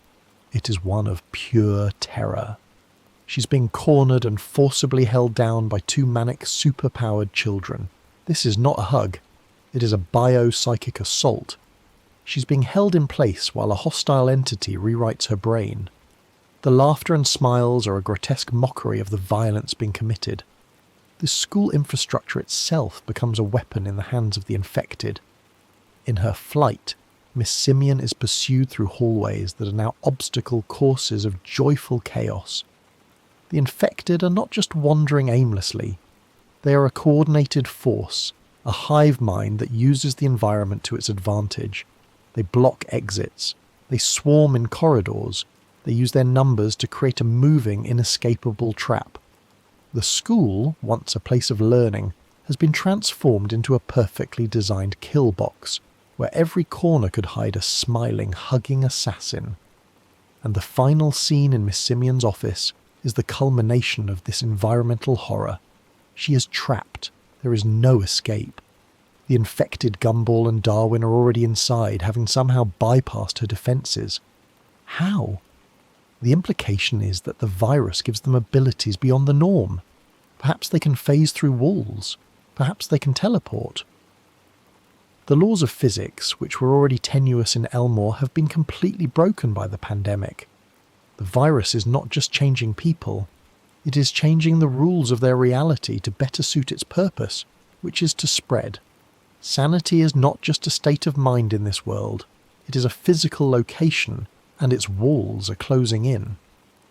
Let's bring in another supplemental file, the egg. In this file, Nicole's rage is so powerful that she can literally chew out Felicity, her words becoming a physical destructive force. This establishes a precedent for emotion having a direct tangible impact on the physical world in Elmore. This is not a unique ability of Nicole's, it's a fundamental law of their universe. emotion equals physical power. Now apply this law to the joy virus. The virus creates an infinite, self-sustaining loop of the most powerful positive emotion. The infected are not just happy, they are walking psychic power plants. Their manic energy, their ability to withstand the physical trauma of their own hysterical laughter, their sheer relentlessness.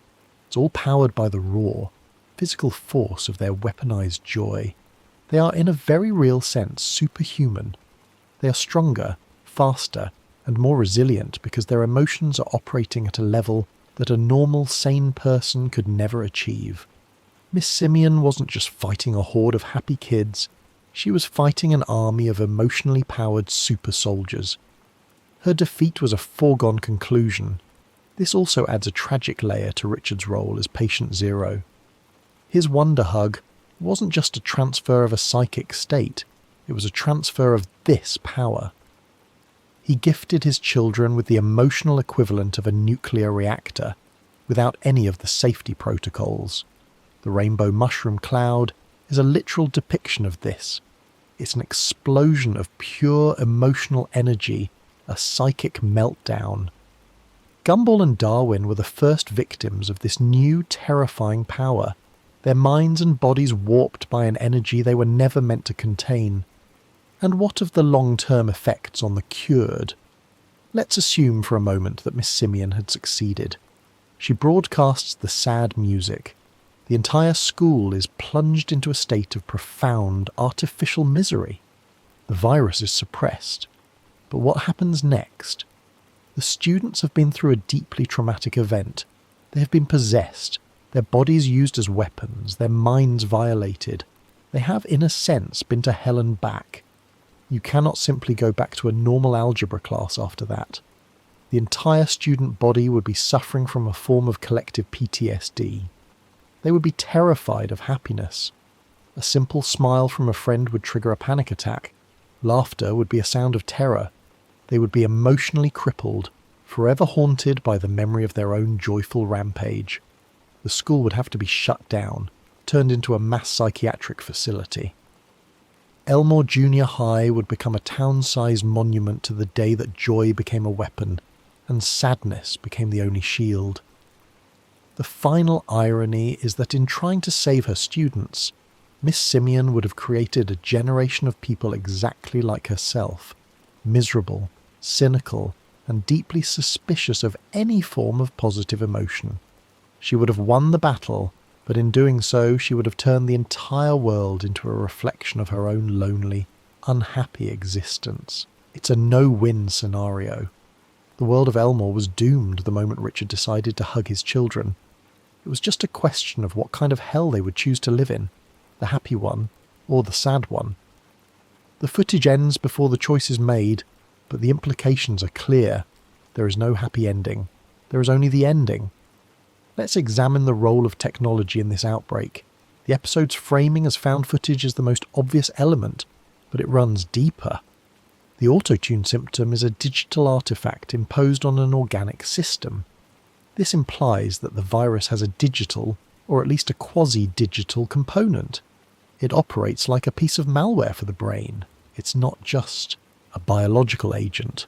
It's a joyware program that hijacks the host's neural pathways. This opens up a new possibility for transmission. We've discussed physical contact, hugs, and airborne particles, the rainbow liquid. But what about digital transmission?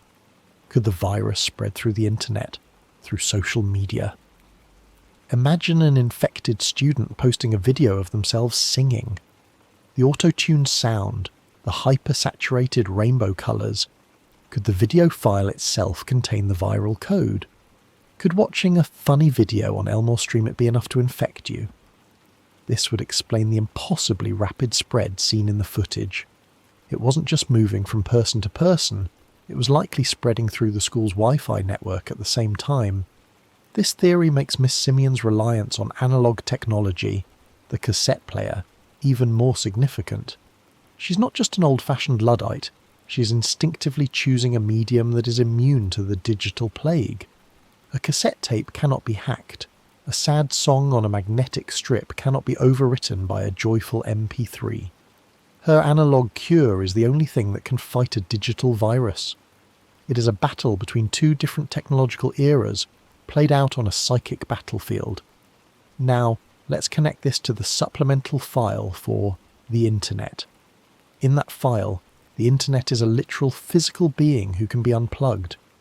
This confirms that in Elmore the digital world has a tangible physical presence. The Joy virus could be a literal computer virus that has somehow escaped the network and learned how to infect organic brains. It's a crossover event between a biological plague and a cyber attack. The victims are not just sick, their minds have been hacked. They have been turned into nodes in a botnet of happiness, their brains used to carry out the distributed denial of service attack on sanity itself. This also gives a new sinister reading to the episode's opening. Gumball and Darwin are watching TV. They are passive consumers of media. This is their normal state. When Richard infects them, he's not just making them happy, he is turning them into content. They cease to be consumers and become producers of the joyful, singing, rainbow-coloured media of the new world. The virus doesn't just want an audience, it wants to turn its audience into the show. It is the ultimate horrifying form of user-generated content, where the users are mindless, soul-leeched puppets. Let's also analyse the specific choice of the Wonder Hug as the initial transmission event. Richard is a character defined by his physical appetites, as seen in countless files like the pizza and the diet. His primary mode of interaction with the world is consumption. The hug is a rare moment of him giving something rather than taking. But what is he giving? He is giving his own internal state.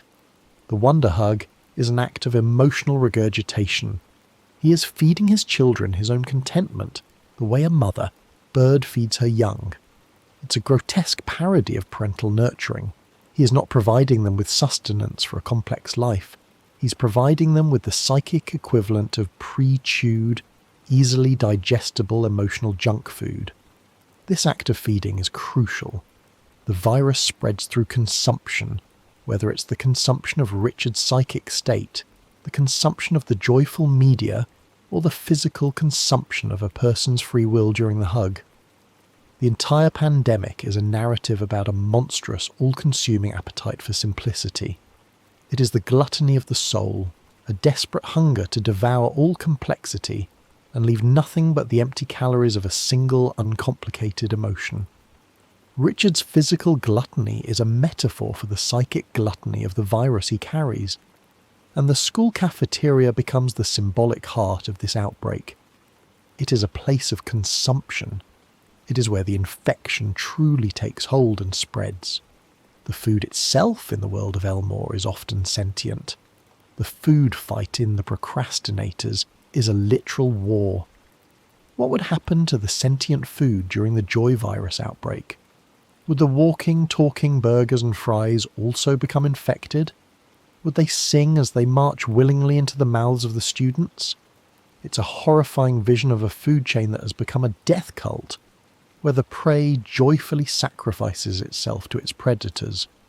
The entire ecosystem of the school, from the students to their lunch, would be locked in a smiling symbiotic dance of death. This brings us to the final chilling piece of the puzzle. The name of the show itself, The Amazing World of Gumball. It's a title that implies wonder, excitement, and absurdity. This is the worldview of the Joy virus. An amazing world is one where everything is simple, funny, and colourful. The show's title is not a description of the show's content. It is a description of the end state that the Joy virus is trying to achieve.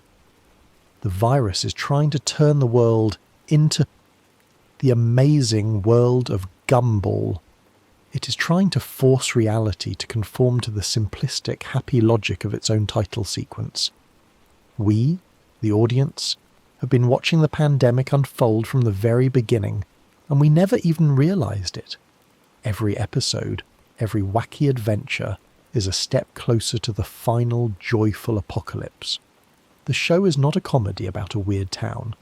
It is a tragedy about a world slowly being consumed by its own genre, a horror story told from the perspective of the monster, and the monster is a smiling, singing, rainbow-coloured virus of pure, unadulterated, world-ending joy.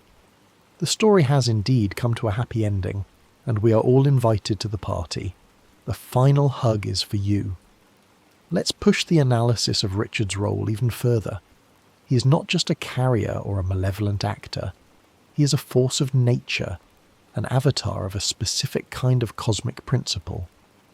The supplemental file for the Goons shows Anais attempting to learn how to be dumb like her father and brothers.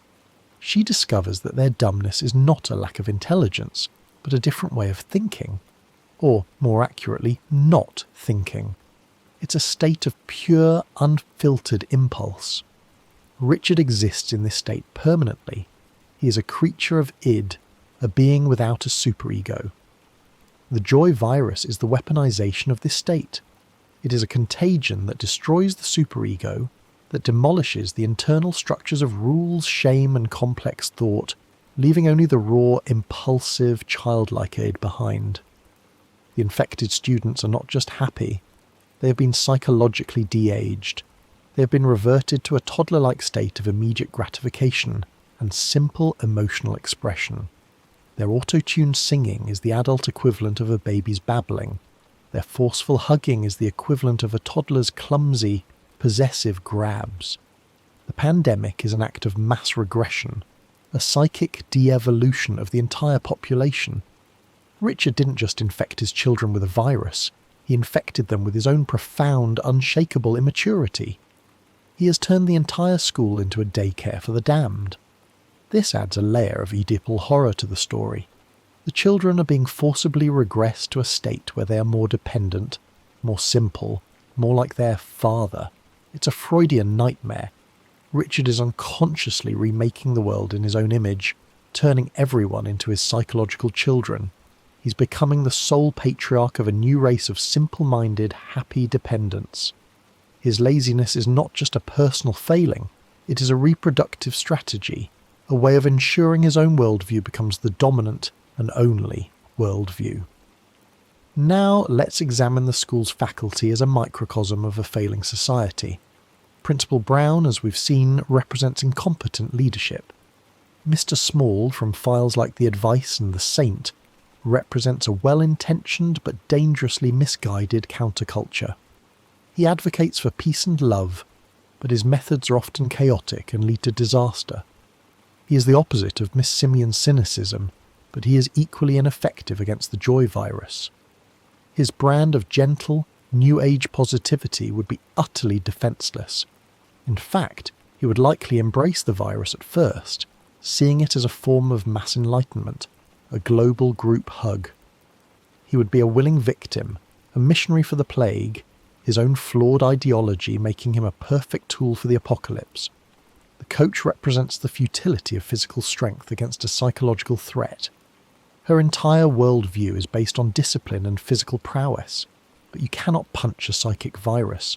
You cannot do push-ups to build an immunity to a concept.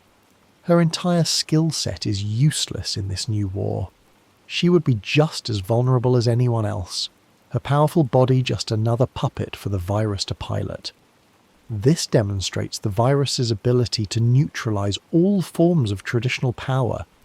The government, the military, the physically strong, all are rendered impotent when the battlefield is the human mind itself.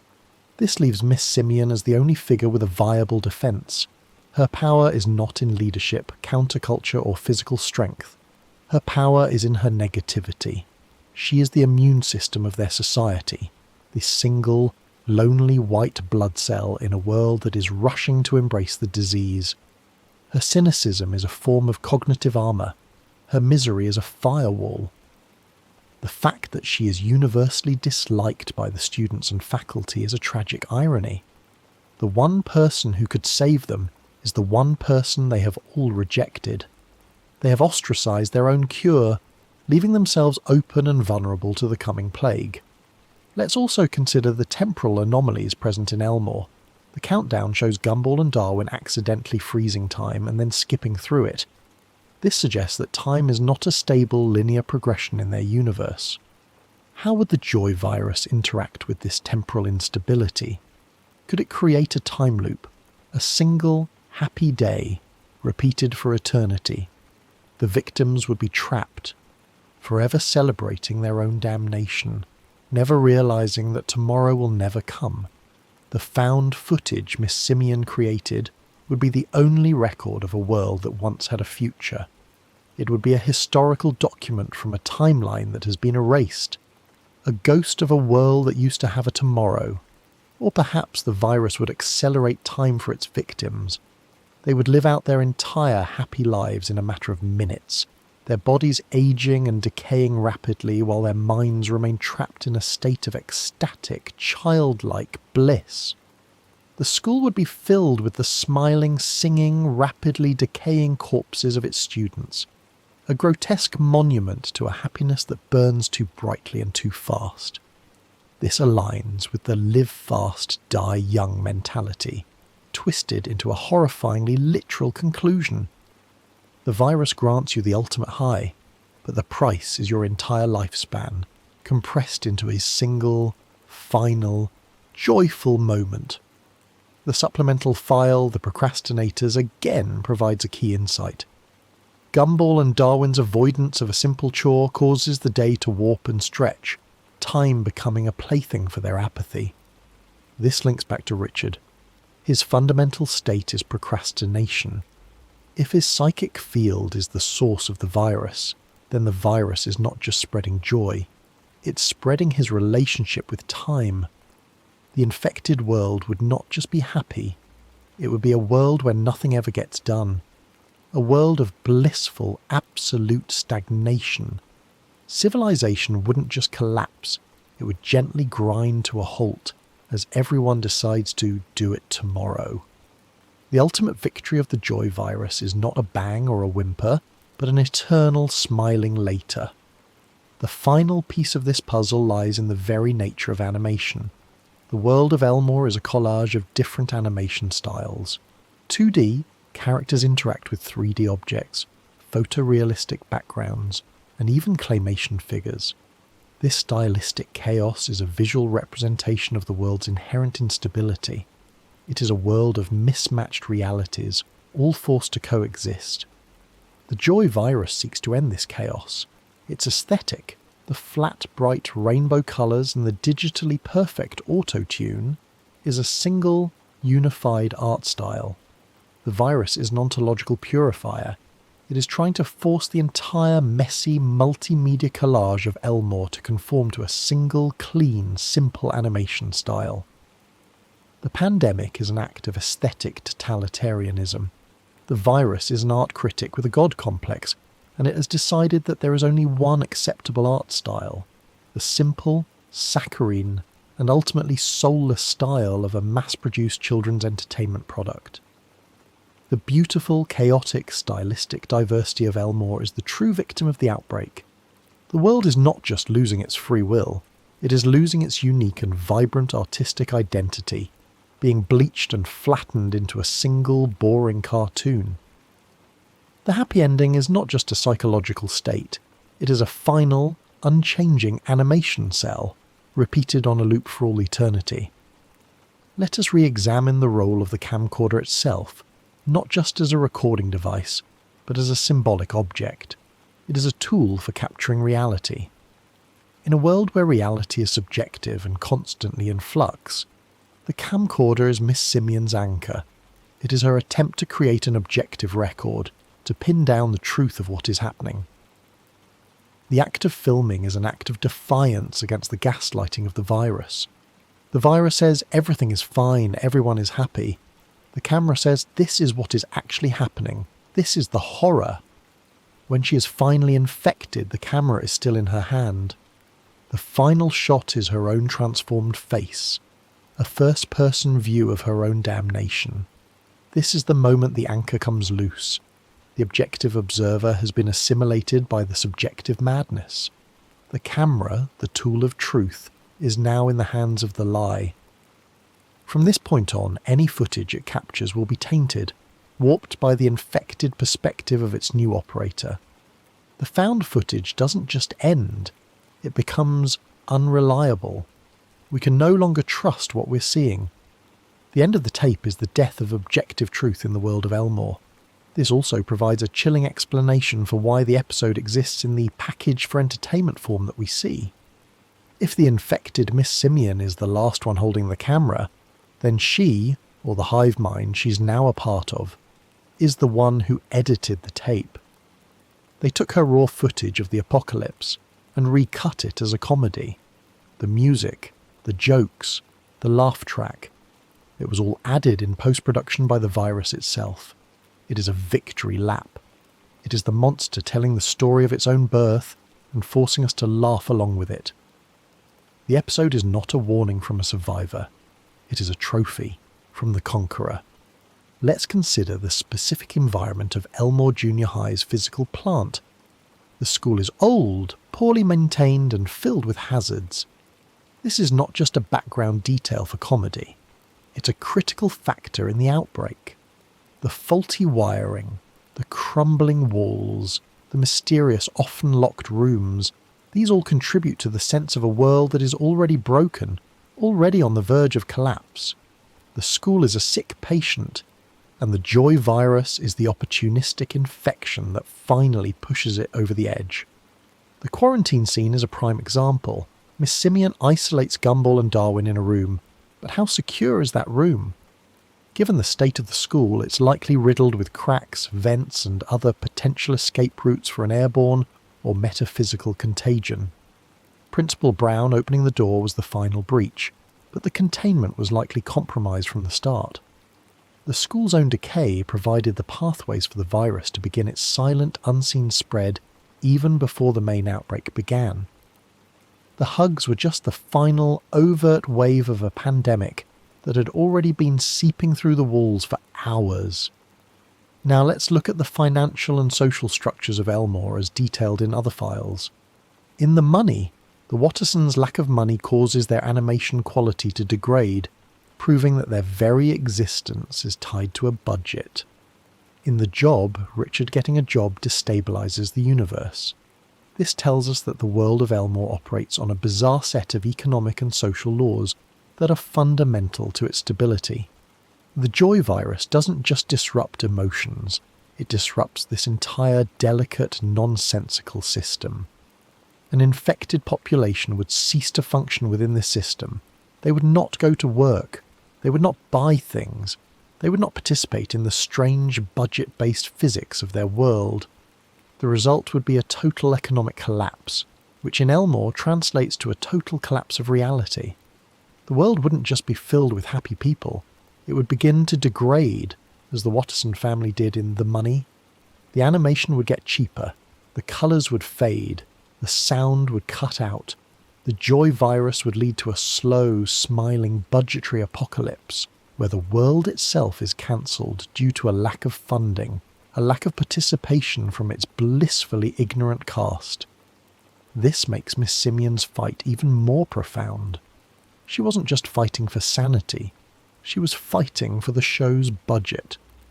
Her misery and cynicism are part of the drama, the conflict, that keeps the narrative engine running, that keeps the metaphysical producers interested enough to keep funding their reality. The joy virus, by eliminating all conflict, is making the world boring. It's creating a show that no one would want to watch, or fund. Miss Simeon was fighting to keep their world interesting enough to continue existing. Her defeat is not just the end of Free. It's the prelude to the ultimate cancellation. A cancellation from which there is no return. Finally, let's revisit the very first moments of the footage. A Monday morning, Gumball and Darwin are grumpy. Why? Because it's Monday. It's the beginning of another week of school, of responsibility, of the mundane grind. Their grumpiness is a normal, relatable human reaction. It is the baseline of a sane, functioning mind. Richard's wonder hug is an attempt to fix this normal, healthy negativity. He sees a standard human emotion as a problem to be solved. This is the philosophical core of the joy virus. It operates on the flawed premise that sadness is a disease, that anger is a malfunction, that any deviation from a state of perfect happiness is an error that must be corrected. The virus is the ultimate expression of a toxic positivity culture, a culture that refuses to engage with the difficult, messy, but necessary spectrum of human emotion. It is a wellness cult gone apocalyptic. It doesn't heal you, it erases you and replaces you with a smiling, socially acceptable facade. The victims are not just infected, they have been cured of their own humanity, and the world is a lesser and ultimately doomed place for it. Let us now analyse the specific strains of the virus as they manifest in different characters, creating a terrifyingly diverse portfolio of psychological horror. The Gumball and Darwin strain is the most visible, the hyperactive, singing, fluid-expelling version. This is the berserker class of the infected. They are the shock troops, the frontline soldiers whose chaotic energy is designed to overwhelm and disorient the enemy's defences. Their sheer unpredictability and manic behaviour make them difficult to counter, as they don't adhere to any recognisable pattern of attack. They are the vanguard of the smiling apocalypse. But what about the others? Consider a character like Tina Rex. Her defining trait is aggression and physical dominance. When infected, the virus wouldn't erase this, it would co-opt it. The Tina strain would be a hugging that is indistinguishable from a body slam. She would express her joy by crushing her victims in an ecstatic bear hug, holding them in a bone-breaking embrace until the viral transfer is complete. She would be the brute class of the infected. Her physical power turned into a devastatingly effective tool of conversion. Her happy roars would echo through the hallways, a sound of terrifying, loving destruction. Then there is the Anais strain. Anais is a genius. Her mind operates on a level far beyond anyone else in the school. The virus couldn't simply overwrite her intellect with a simple, happy program. It would have to be more subtle. The Anais strain would be a gaslighter class. The infected Anais wouldn't hug you. She would talk to you. She would use her superior intellect to logically, methodically, and brilliantly prove to you that your sadness is irrational. She would deconstruct your fears, psychoanalyze your anxieties, and present you with a flawless, airtight argument for why you should be happy. She would not force the joy upon you. She would convince you to accept it willingly. It would be a conversation from which your free will would never return. A checkmate for the soul and the Penny strain. Penny Fitzgerald, a character whose physical form is a direct manifestation of her emotional state. When she's happy, she's a beautiful, glowing fairy. When she's angry or scared, she becomes a grotesque monster. The joy virus, a plague of enforced happiness, would lock her into her fairy form permanently. This might seem like a blessing, but it is a curse. She would lose the ability to express any other emotion. Her own biology would be turned into a cage of beauty. The Penny strain would be the siren class. Her radiant, joyful appearance would be disarming, alluring. People would be drawn to her, wanting to be near her light. And when they got close, she would embrace them, and they too would be trapped in the beautiful, terrible light of the virus. This concept of different strains, each adapted to the host's core personality, makes the pandemic a far more complex and terrifying event. The hive mind of the virus is not a monolith. It is a complex, differentiated organism with specialized units. It is a perfectly designed army, with soldiers for every type of psychological warfare. This is why it spreads so fast. It's not a single attack, it's a multi-front war, with a different strategy for every single mind it encounters. No one is safe, because the virus knows your weaknesses better than you do. Let's return to the physical evidence from the found footage. The rainbow liquid. We have established it as a contagious effluvium. But what is its chemical composition? Given the psychic nature of the virus, the liquid may not be purely biological. It could be a form of psychoactive ectoplasm, a physical substance that carries and transmits thought and emotion. When Gumball coughs it up, he is externalizing a piece of his own infected consciousness. If another person were to come into contact with it, It would be like mainlining a dose of the virus's raw programming. This adds a terrifying environmental hazard to the outbreak. The school is not just filled with infected people, it is being coated in a layer of this psychic sludge. The floors, the walls, the very air would become saturated with it. The entire school would be transformed into a giant passive vector of transmission. You wouldn't even need to be hugged. Just touching a doorknob or breathing in the wrong classroom could be enough for a lethal dose of joy. Miss Simeon wasn't just navigating a crowd, she was navigating a minefield of emotional contagion where every surface was a potential trigger for her own psychic annihilation. The episode's brief but significant moment of Gumball and Darwin's heart stopping takes on a new, grim significance in this light. The virus is not just a mind-altering substance, it is a life-altering one. It has the power to cease and restart biological functions. This is a level of biological control that is almost godlike. The virus is not just a parasite, it is a biomechanical engineer capable of deconstructing and reassembling its host at a fundamental level. It is rewriting their biology to make them more efficient carriers. Perhaps the reanimated hosts no longer need to eat or sleep. Perhaps their only biological imperative is to spread the joy. They are no longer human or fish or whatever their original species was. They are a new form of life, a Homo Gaudium, joyful man, and their emergence marks the extinction of the old, sad human race. And what of the long-term prognosis for an infected world? The supplemental file, The Future, offers a terrifying glimpse. In it, Banana Barbara paints the future, and her paintings come true. The episode ends with her ominously stating, "But there is no future," as the screen cuts to static. This is the world after the joy virus. A world without a future. A world of eternal, unchanging, happy stagnation.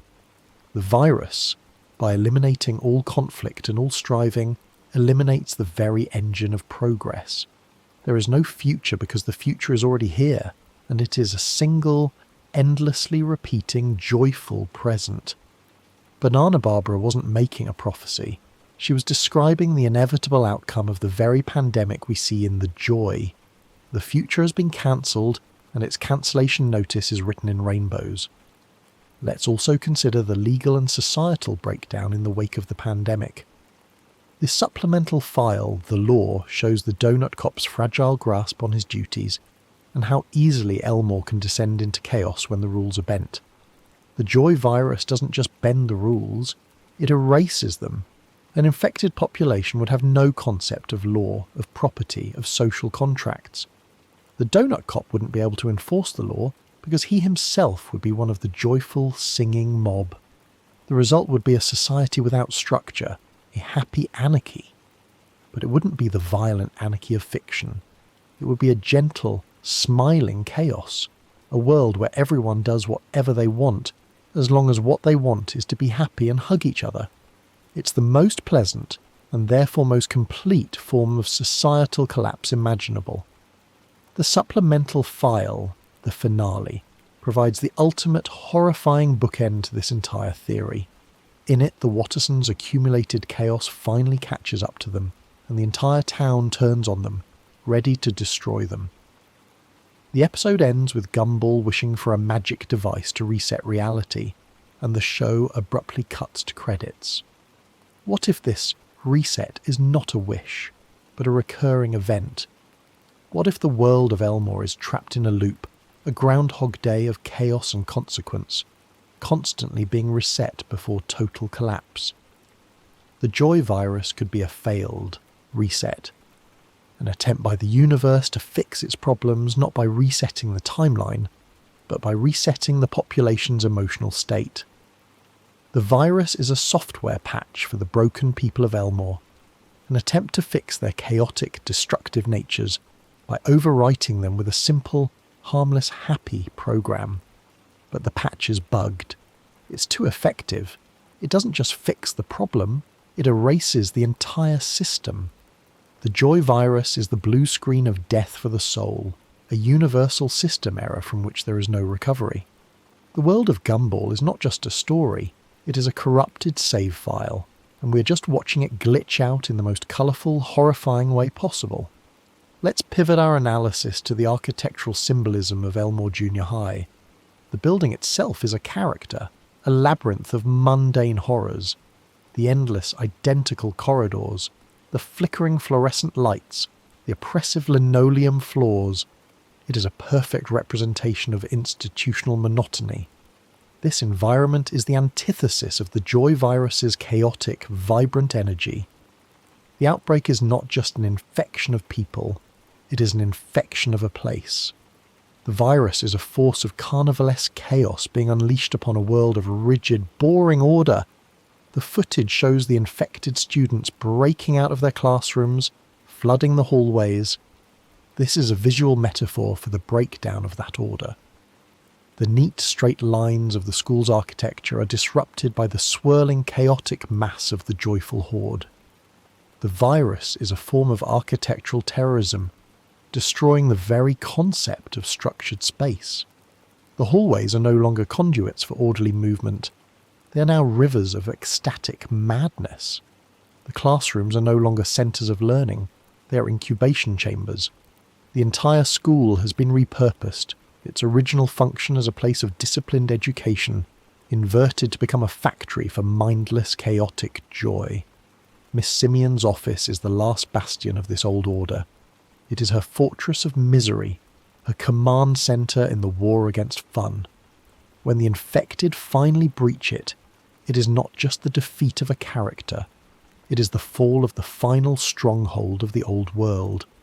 The virus has not just conquered the population, it has conquered their very environment, leaving no corner of the school untouched by its relentlessly cheerful expansion. The school's final state is a perfect physical manifestation of the virus's ethos, a chaotic, colourful and utterly unstructured playground of the damned. Now, let's consider the sound design of the found footage beyond the auto-tuned singing. There is a constant, low-level hum of chaotic energy. The sounds of laughter are layered, distorted and relentless. They are not the warm, genuine laughs of happy children. They are sharp, percussive, almost mechanical sounds.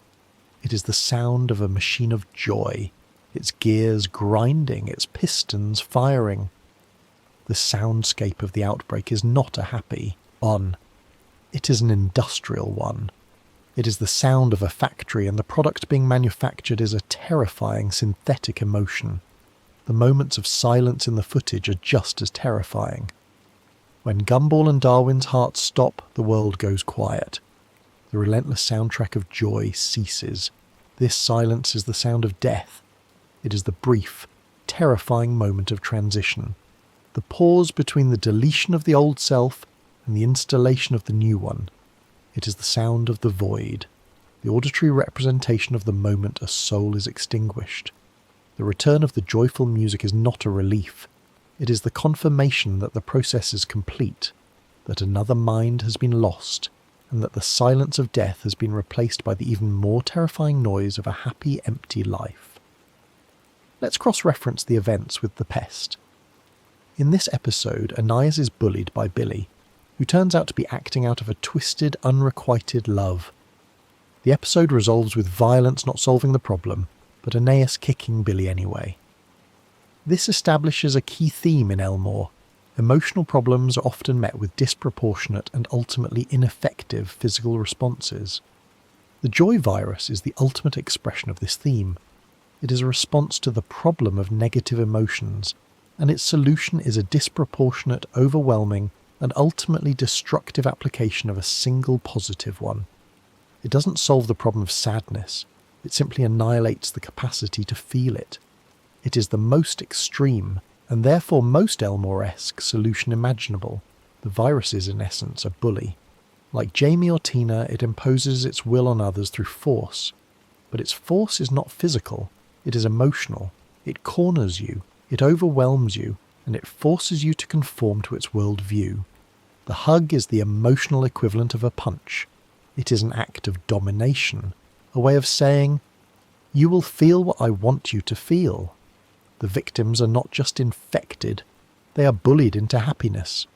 The entire pandemic is a school-wide bullying incident, taken to its logical and horrifying conclusion. This also gives a new reading to Miss Simeon's role. As a teacher, she is the authority figure meant to stop bullying. Her fight against the joy virus is her ultimate and final attempt to do her job. She's trying to protect her students from the ultimate bully, a bully that cannot be sent to the principal's office because it is a psychic force of nature. Her failure is not just a personal tragedy. It is the ultimate failure of the educational system, a system that is utterly powerless to protect its children from the most dangerous threats of all, the ones that come from within. Finally, let's look at the episode through the lens of media theory. The found footage format is a genre that plays with our understanding of reality and fiction. By presenting itself as real footage, it breaks the fourth wall and invites the audience to question the nature of what they are watching. The Joy is a masterclass in this. It is a cartoon episode that is pretending to be a real documentary about a cartoon world. It is a layer cake of meta-narrative. The Joy virus itself can be seen as a metaphor for a viral media trend, a meme, a catchy song, a challenge. It starts with a few people, Gumball and Darwin. It spreads rapidly through a closed network, the school. It becomes an all-consuming cultural phenomenon. Everyone is doing it. Everyone is singing the song. Everyone is in on the joke. Those who resist, like Miss Simeon, are seen as out of touch, as haters. They just don't get it. The pandemic is a horrifyingly literal interpretation of a meme going viral, infecting the minds of a population until there is no other culture left. The final, infected world is a world with only one meme, one song, one joke, repeated for all eternity. It is the death of culture, the heat death of creativity, replaced by the endless, smiling, auto-tuned riposte. This is the final and most unsettling conclusion. The Joy is not just a story about a psychic virus in a fictional world. It is a commentary on our own world, a world where trends spread like plagues, where happiness is often a performative act for social media, where complex emotions are flattened into simple, shareable content. The episode is a mirror, and the rainbow liquid is a reflection of our own desperate and often toxic pursuit of a simple, marketable form of joy. The footage is not just from Elmore, it is from all of us, and the tape is still rolling. Let's further deconstruct the aesthetic of the cured state. When sad music is played, the infected deflate and their colours mute. They return to a state of normalcy, but it is a traumatized normalcy. This visual transformation is critical. The vibrant, hypersaturated colours of the infected state are a mask, a layer of paint over the true self. The cure is the process of stripping that paint away, revealing the pale, frightened person underneath. The process is not gentle. It is a violent, chemical peel for the soul. The deflation is the outrush of the alien pressure, leaving the body weak and exhausted. They are not just sad, they are recovering from a possession, their bodies and minds aching from the strain of having been piloted by another entity. This makes the potential for a cured world even more grim. It would be a world of convalescence, a global infirmary. Everyone would be walking around with the 1,000-yard stare of a psychic war veteran. They would be jumpy, paranoid, and emotionally fragile. The slightest hint of a cheerful melody on the radio could trigger a mass panic. Children's birthday parties would be banned. The very concept of celebration would be seen as a dangerous, reckless act. Society would be rebuilt on a foundation of managed therapeutic misery. It is a world saved, but a world that has forgotten how to live. The supplemental file, The Singing, provides a terrifying counterpoint to this. In that episode, the entire town of Elmore spontaneously breaks into song, expressing their innermost feelings through musical numbers. This suggests that the musical genre is a latent possibility within their reality, a state that the universe can just fall into. The joy virus is a perversion of this. It's not a spontaneous expression of genuine, diverse emotion. It is a forced, monolithic musical. It is taking the natural, chaotic potential for song that exists in Elmore and channeling it into a single, weaponized, endlessly repeating track. The virus is a cosmic DJ who has decided that the entire world will listen to one song on repeat forever. Miss Simeon's sad music is an attempt to change the station. It's a battle of the bands for the soul of the universe, the chaotic multi-genre potential of the singing versus the monolithic pop fascism of the joy. The fact that the joy virus is so effective suggests that, in the Elmore universe, simple, repetitive, happy pop music is a more powerful psychic force than complex melancholic ballads. It is a universe with a built-in bias towards simplicity. The very physics of their world are working against Miss Simeon. She's not just fighting a virus, she's fighting the fundamental musical taste of her own reality. Let's also examine the physical comedy from Miss Simeon's perspective. From our view, it's a series of slapstick events, but from her point of view, it's a relentless assault by a world that has gone mad. Banana Joe violating the dress code is not a joke. It's a sign of the breakdown of all rules. The infected students are not just being goofy, they are a physical manifestation of chaos. Her attempts to maintain order are met with a tidal wave of joyful, destructive nonsense. Her entire life's work, her dedication to discipline and structure, is being mocked and dismantled before her very eyes.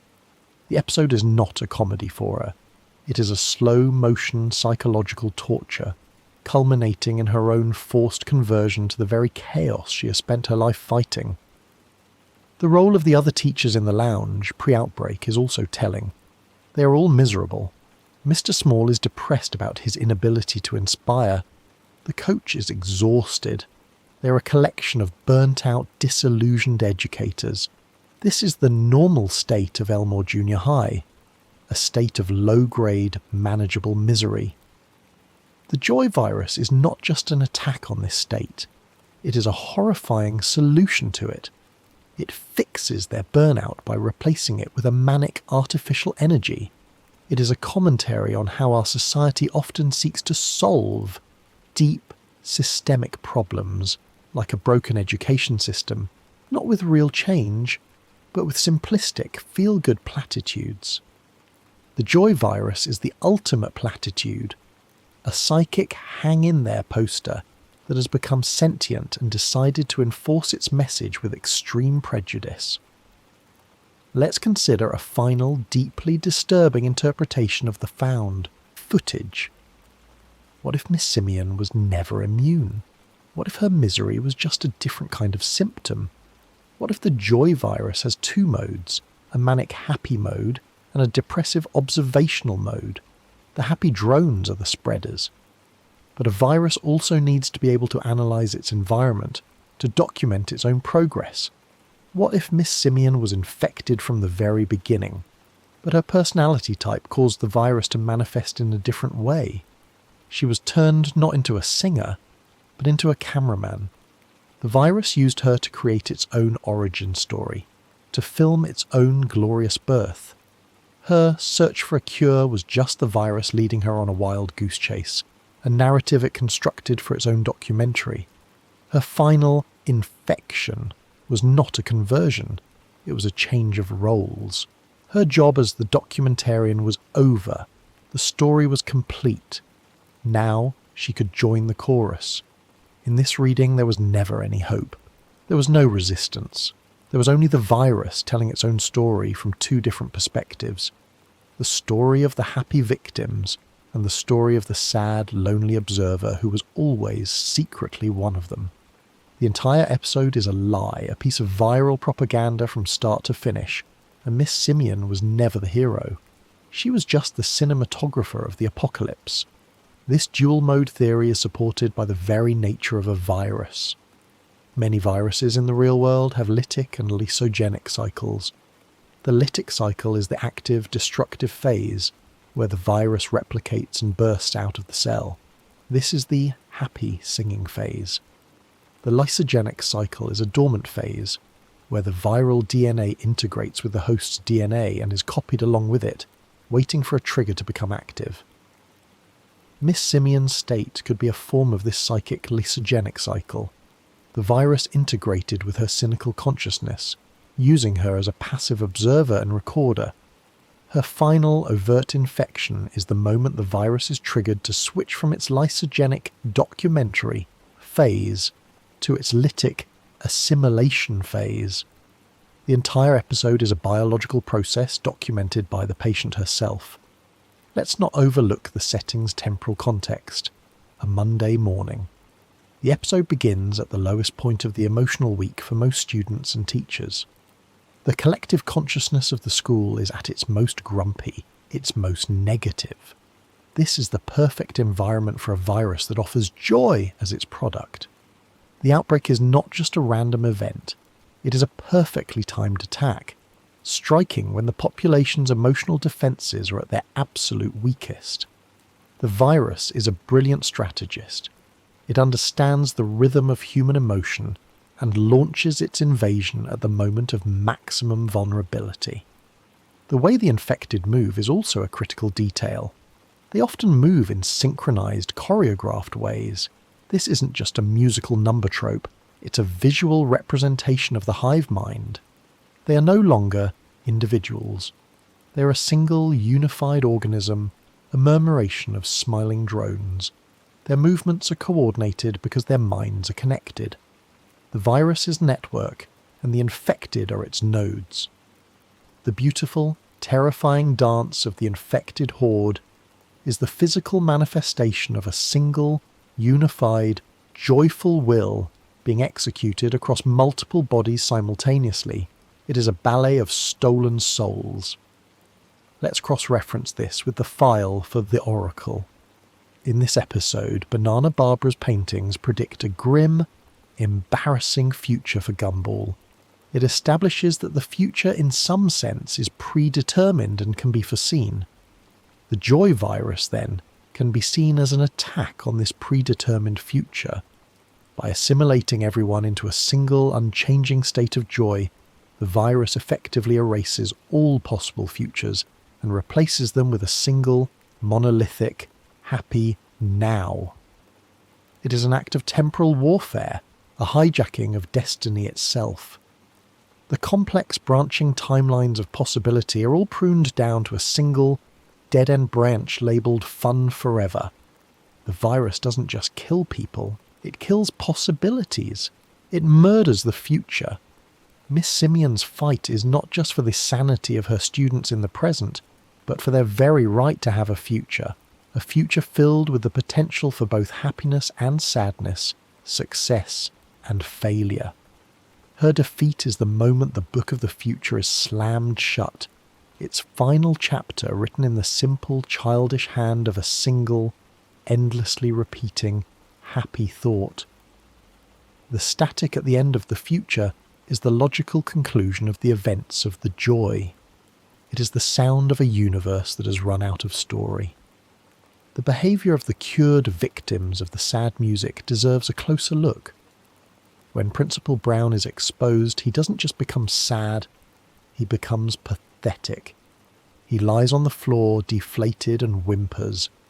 This suggests that the cure is not a simple return to a baseline state.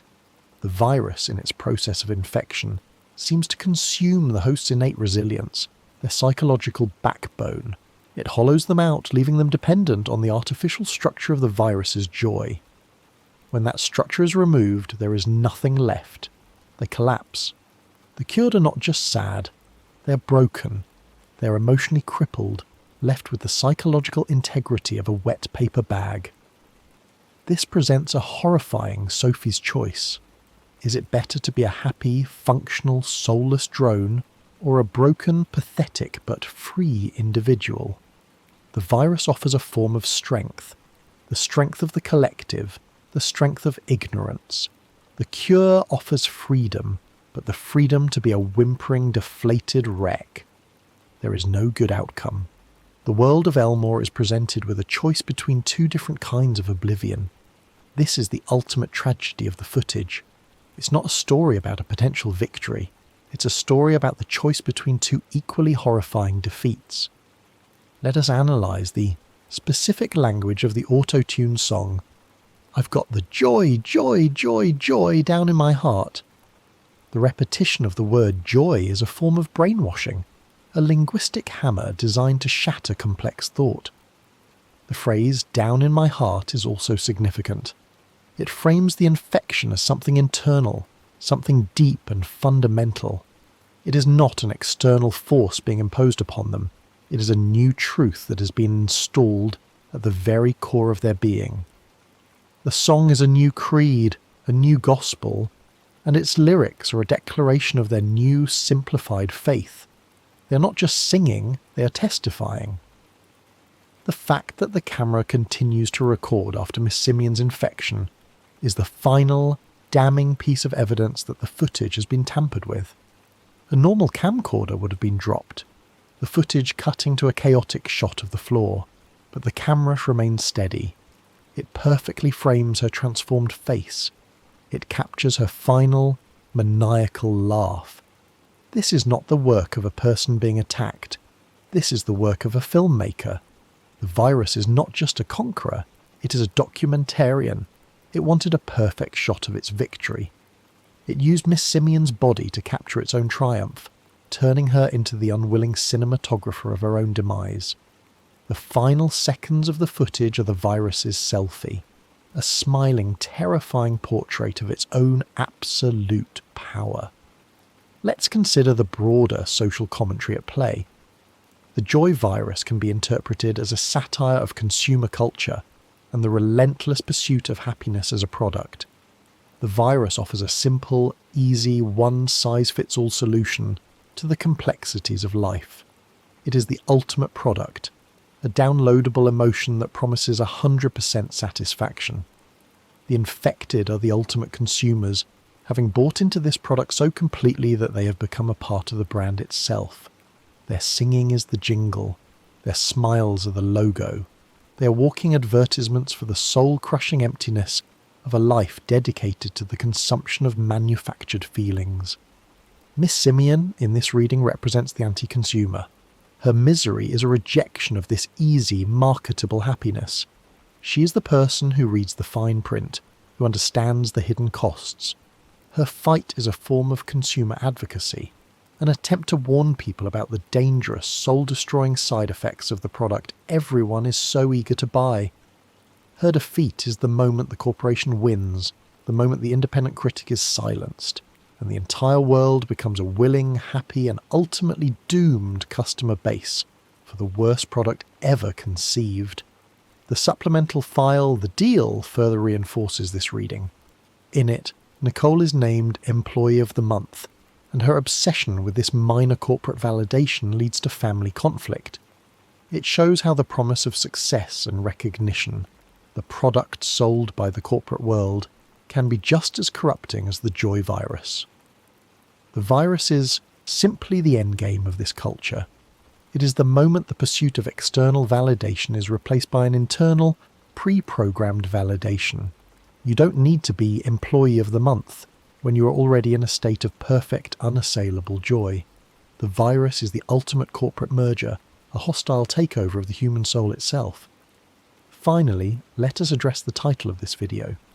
3 hours of Gumball. Law to fall asleep. 2, but it's the joy virus. The title itself is a piece of viral media, a paradox. It promises a deep dive into lore, something that requires active attention, yet it frames it as a sleep aid. This is the very logic of the joy virus. It presents its complex, horrifying reality as something simple, soothing, and easy to consume. It is inviting you to absorb this terrifying information passively, to let it wash over you as you drift off to sleep. It is an attempt to infect you in your most vulnerable state. The video you're watching right now is not just an analysis, it is a potential vector. Be careful how closely you listen. You might just wake up with a new, happy, and terrifyingly simple song in your heart. The absence of key characters in the footage is also a source of deep concern. Where is Aeneas during the school-wide outbreak? Her genius-level intellect would have made her either a prime target for the gaslighter strain of the virus or a formidable opponent. Her absence from the main narrative of the footage suggests one of two possibilities. One, she recognised the threat immediately and found a way to escape the school, becoming another lone survivor in a world gone mad. Two, and far more likely, she was one of the first to be targeted and neutralised. The hive mind would have recognised her intellect as the single greatest threat to its expansion. The infected would have swarmed her not just to convert her, but to silence her. The footage we see may be taking place after. The school's best hope has already been extinguished. Now, let's look at the infection's effect on the school's physical laws. Cartoon physics are a staple of Elmore, but the joy virus seems to amplify them in a specific, horrifying way. When Gumball and Darwin are first infected, they don't just feel happy, they begin to defy gravity, their bodies twitching and spasming with unnatural energy.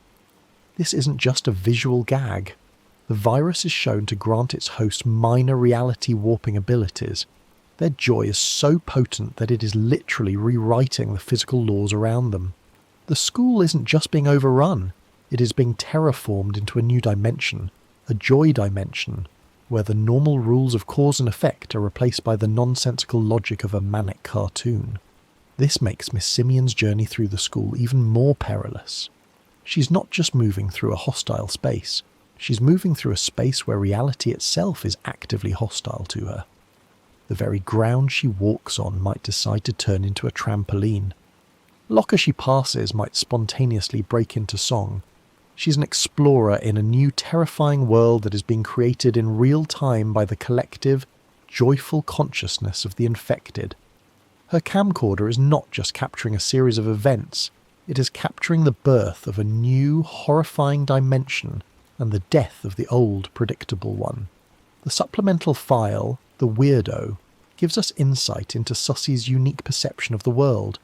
She sees everything through a lens of bizarre, childlike wonder. How would she react to the joy virus? It's possible she would be completely immune, as her own internal world is already so saturated with a unique, personal brand of joy that the virus would find no purchase. She would simply wander through the apocalypse, a pocket of her own personal weirdness in a sea of homogenized joy, completely unfazed. Or perhaps she would be the virus's greatest triumph. Her unique chaotic mind would be the ultimate prize for the hive mind. If it could assimilate her, it could assimilate anything. The sussy strain of the virus would be a weapon of pure, unadulterated surrealism, a force of such bizarre, happy chaos that it could shatter the sanity of anyone it encountered. Let us consider the virus's long-term survival strategy. A population of mindless, joyful drones is not sustainable. They would not farm. They would not maintain infrastructure. They would simply sing and hug until they starved. The virus in its current form is a suicide pact. But what if the footage from the joy only documents the initial, chaotic, blitzkrieg phase of the infection? What if there is a second, stabilization phase that we don't get to see? After the initial conversion, the hive mind might begin to differentiate its drones. Some would be tasked with basic agriculture, their farming done with a joyful song. Others would maintain the power grid, their engineering work a form of happy, synchronized dance. The virus would create a new, functional society, a joyful utopia where every citizen performs their assigned task with a perfect, pre-programmed contentment. It would not be the end of civilization.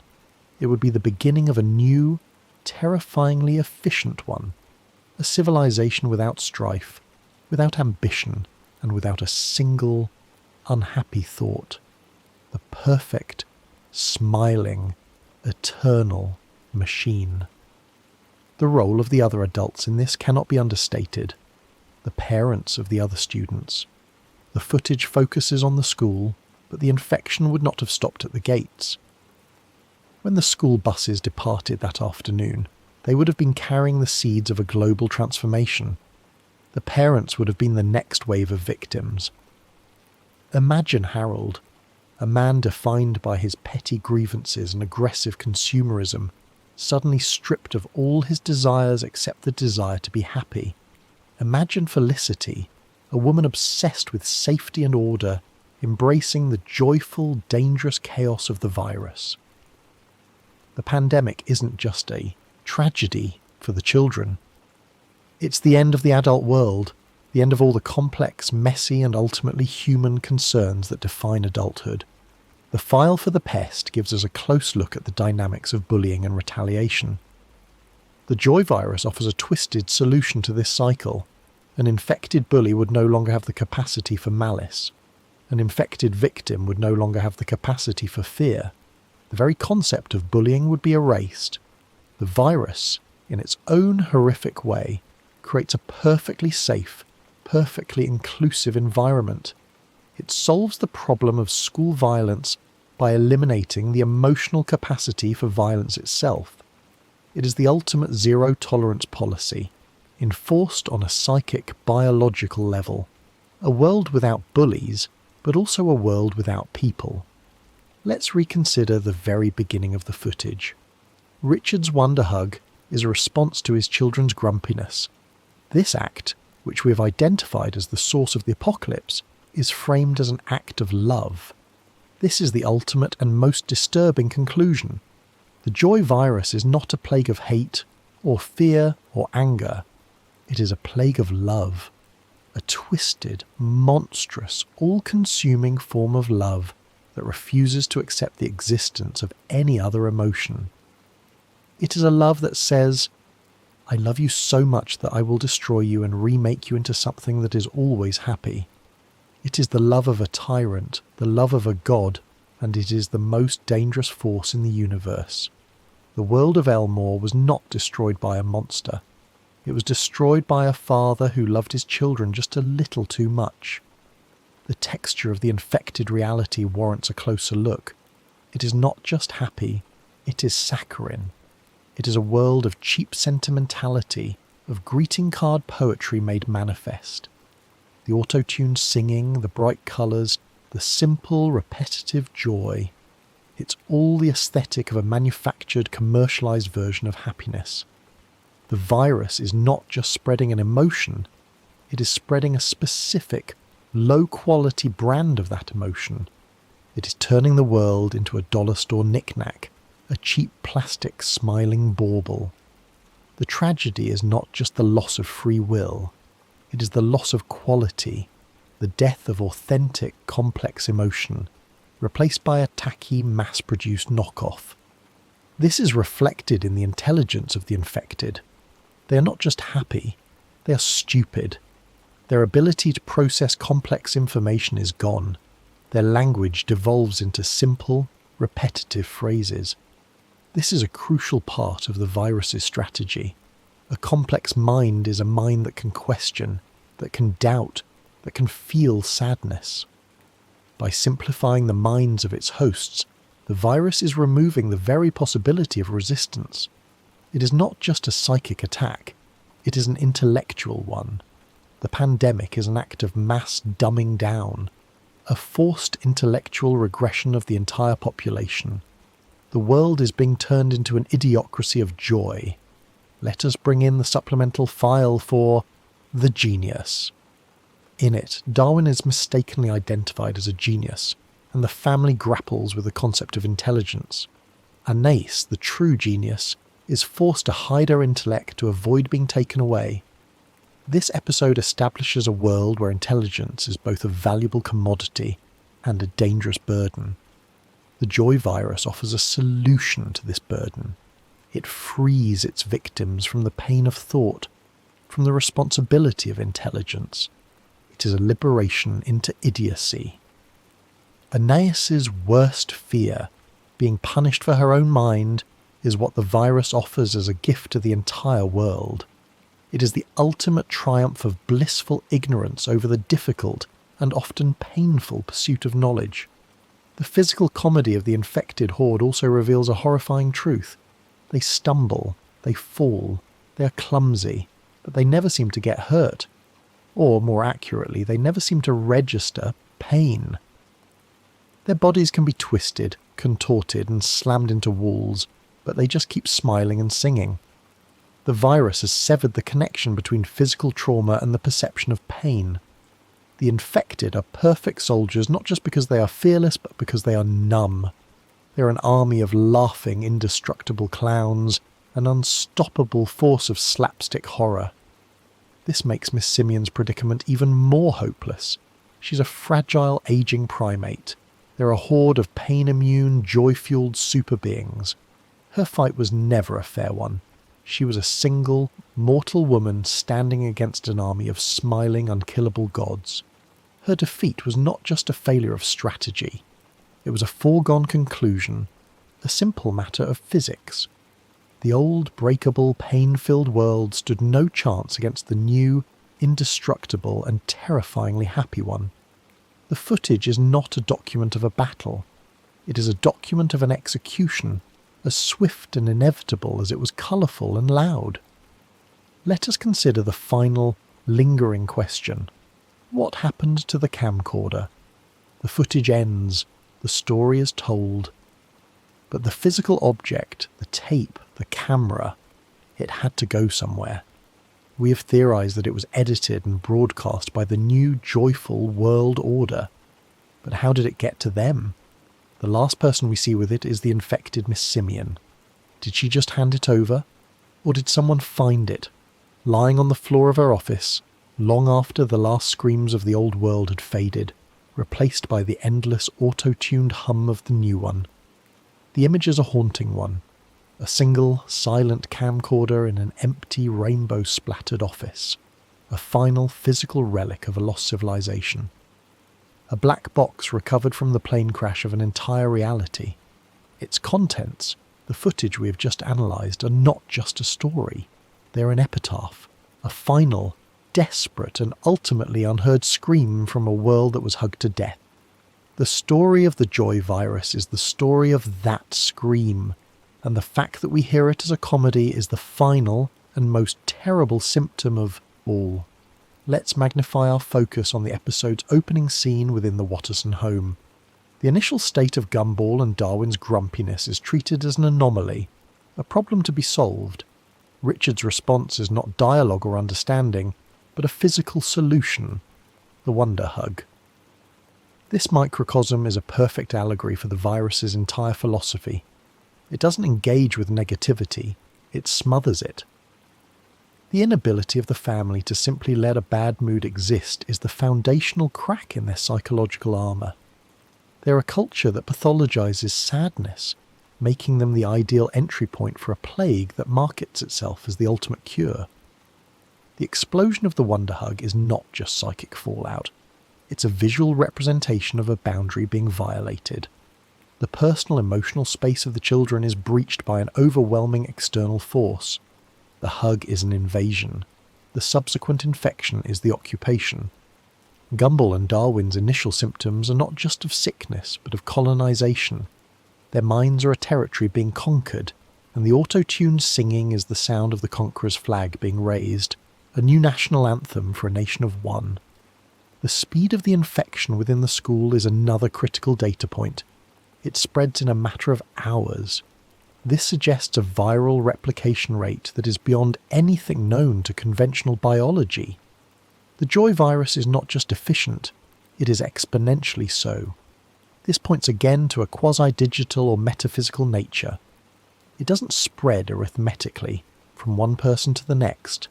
It spreads like a piece of information, a file being copied and pasted across a network.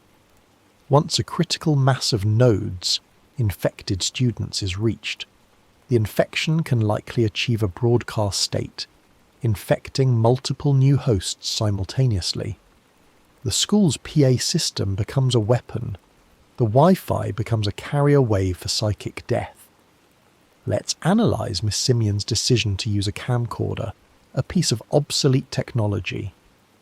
In a school filled with students who have smartphones, why choose such a bulky, low-resolution device? It's a deliberate choice. A smartphone is a networked device. It is connected to the very digital infrastructure that the virus may be using to spread. By choosing an isolated analog recording medium, Miss Simeon is creating a clean record. She is ensuring that her evidence cannot be hacked, cannot be deleted remotely, cannot be altered by the digital plague. The camcorder is her Faraday cage, her one piece of technology that the virus cannot touch. It is a stroke of paranoid, Luddite genius. The moment the infected Gumball and Darwin's hearts stop is a reboot. But what is being rebooted? Their biology, or their very source code. In the logic of Elmore, where the world can glitch, this could be a literal system reboot. The virus is forcing a hard restart of their core programming. When they wake up, they are running a new operating system, Joy OS. This new OS is sleek, efficient, and has only one function. It has no extraneous programs for sadness, fear, or critical thought. It is a perfectly optimized and perfectly soulless piece of software. The flatline is the sound of the old buggy human OS being uninstalled forever. The physical comedy of the cure's effect on Principal Brown, his deflation, can be read as a literal loss of substance. The joy virus doesn't just create an emotion, it creates a form of psychic matter, a joy substance that inflates the host, giving them their manic energy. The sad music is an antimatter to this substance. It doesn't just neutralize the joy, it annihilates the joy substance, leaving a vacuum in its place. The deflated Principal Brown is a person whose very psychic essence has been scooped out. The cure doesn't just make you sad, it leaves you empty, a hollowed-out shell that was once filled with a terrible, vibrant light. Consider the implications for the town's emergency services. The supplemental file for the Spoon shows the donut cop's incompetence in handling a simple robbery. How would this police force handle a psychic pandemic? They would be hopelessly, comically outmatched. Their standard procedures, handcuffs, tasers, stern warnings, are useless against an enemy that can be defeated only by a melancholic ballad. The entire institutional framework of Elmore is designed to deal with physical, logical threats. The joy virus is an illogical, metaphysical threat. It's a category error for their entire system of governance. The police wouldn't just fail to contain it, they wouldn't even have the conceptual framework to understand what they were fighting. The final act of the footage, Miss Simeon's assimilation, is a narrative masterstroke of horror. It is the moment the story loses its protagonist. From that point on, we are no longer following a hero's journey. We are simply watching the monster's victory lap from its own point of view. The camera becomes the eye of the beast. The story's perspective shifts from one of resistance to one of triumph. It is a complete and total narrative surrender. The final hysterical laugh is not just an ending. It is the sound of the story itself being infected, its own moral compass shattered and replaced with the simple, terrifying logic of the virus. A happy ending is the only ending that matters, no matter the cost. Let us not forget the small, seemingly insignificant details. The way the infected student's eyes are slightly wider, their smiles just a little too broad. These are the subtle markers of the uncanny valley. The virus is a bad artist. It is trying to replicate the image of happiness, but its replication is imperfect. It gets the broad strokes right, the smile, the laughter, but it misses the subtle nuances that make an emotion feel genuine. The result is a performance of joy, a technically correct but emotionally empty facsimile. The infected are not just puppets, they are badly animated puppets. Their movements and expressions just slightly off, enough to be deeply, profoundly unsettling. The supplemental file, The Test, reveals that Tobias's life can become a cliched sitcom when the universe is out of balance. The joy virus creates a similar but far more extreme imbalance. It is forcing the entire universe into the most cliched genre of all, the mindless children's musical. The auto-tuned singing, the synchronized dancing, the the simple, repetitive emotional state. It's all the building blocks of a low-budget direct-to-video kids movie. The pandemic is an act of genre terrorism, and the ransom note is a happy, upbeat song that will never, ever end. And so we are left with the tape, a final, silent witness. It is a relic from a world that valued complexity, a world that understood that sadness was not a disease, but a necessary and beautiful part of the human experience. The footage is a love letter to a lost world, a world of grumpy Mondays, of cynical teachers, of the beautiful, messy, imperfect symphony of a life fully lived. The joy virus did not just kill the people of Elmore, it killed their poetry, it killed their art, it killed their very capacity for meaning, and it replaced it all with a single, smiling, and utterly empty note. Let's dissect the social dynamics of the uninfected students before the plague fully takes hold. Miss Simeon's classroom is a hotbed of petty conflicts, boredom, and adolescent angst. This is the normal state that the joy virus seeks to cure. The students are not living in a state of idyllic childhood. They are navigating a complex social minefield. The virus's promise of simple, uncomplicated joy is not just an attack, it's a temptation. It offers an escape from the daily anxieties of school life. It is the ultimate form of escapism, a psychic drug that promises a permanent high without a come down. For many of the students, the infection would not have felt like an attack. It would have felt like a miracle. The role of the school nurse is a tragic footnote in this story. She's a figure of medical authority, but her authority is limited to physical ailments. The footage shows her annoyance with Miss Simeon's attempts to diagnose a psychic plague. She's a representative of a system that is unprepared for a crisis that transcends the physical. When she is finally infected, it is a symbolic moment, the defeat of conventional medicine. The virus has proven that the old tools, the old ways of understanding sickness are obsolete. The school nurse's assimilation is the moment the story moves from a medical crisis to a metaphysical one. The specific choice of a cassette tape as the carrier of the cure is a form of delicious irony. A cassette tape is a medium that degrades. With each play, the magnetic tape stretches, the sound quality warps. It is a medium that carries its own history of decay within it. This is the perfect antithesis to the virus's ethos of digital, unchanging perfection. The cure is not just sadness, it is entropy. It is a reminder that all things, even a perfect, happy state, must eventually decay and fall apart. The virus offers an eternal, unchanging present. The cassette tape offers the messy, beautiful, and ultimately liberating truth of decay and impermanence. Let us consider the final moments of the footage from a purely technical standpoint. The camera, now in the hands of the infected Miss Simeon, captures her own face. The shot is a close-up, poorly framed, and slightly out of focus. This is not the work of a skilled cinematographer. This is the work of a mindless drone, an entity that is simply pointing the lens at itself. The virus, for all its psychic power, is a terrible artist. It has no sense of composition, of framing, of storytelling. The final shot is not a triumphant self-portrait. It is a clumsy, artless selfie. It is the final proof that the virus, for all its power, is a being of pure, unadulterated tackiness. It has conquered the world, but it has done so with absolutely no style. The supplemental file, The Best, offers a final, chilling insight into the social dynamics that made the joy virus possible. In it, Gumball's attempts to be popular lead to a sitcom reality taking over.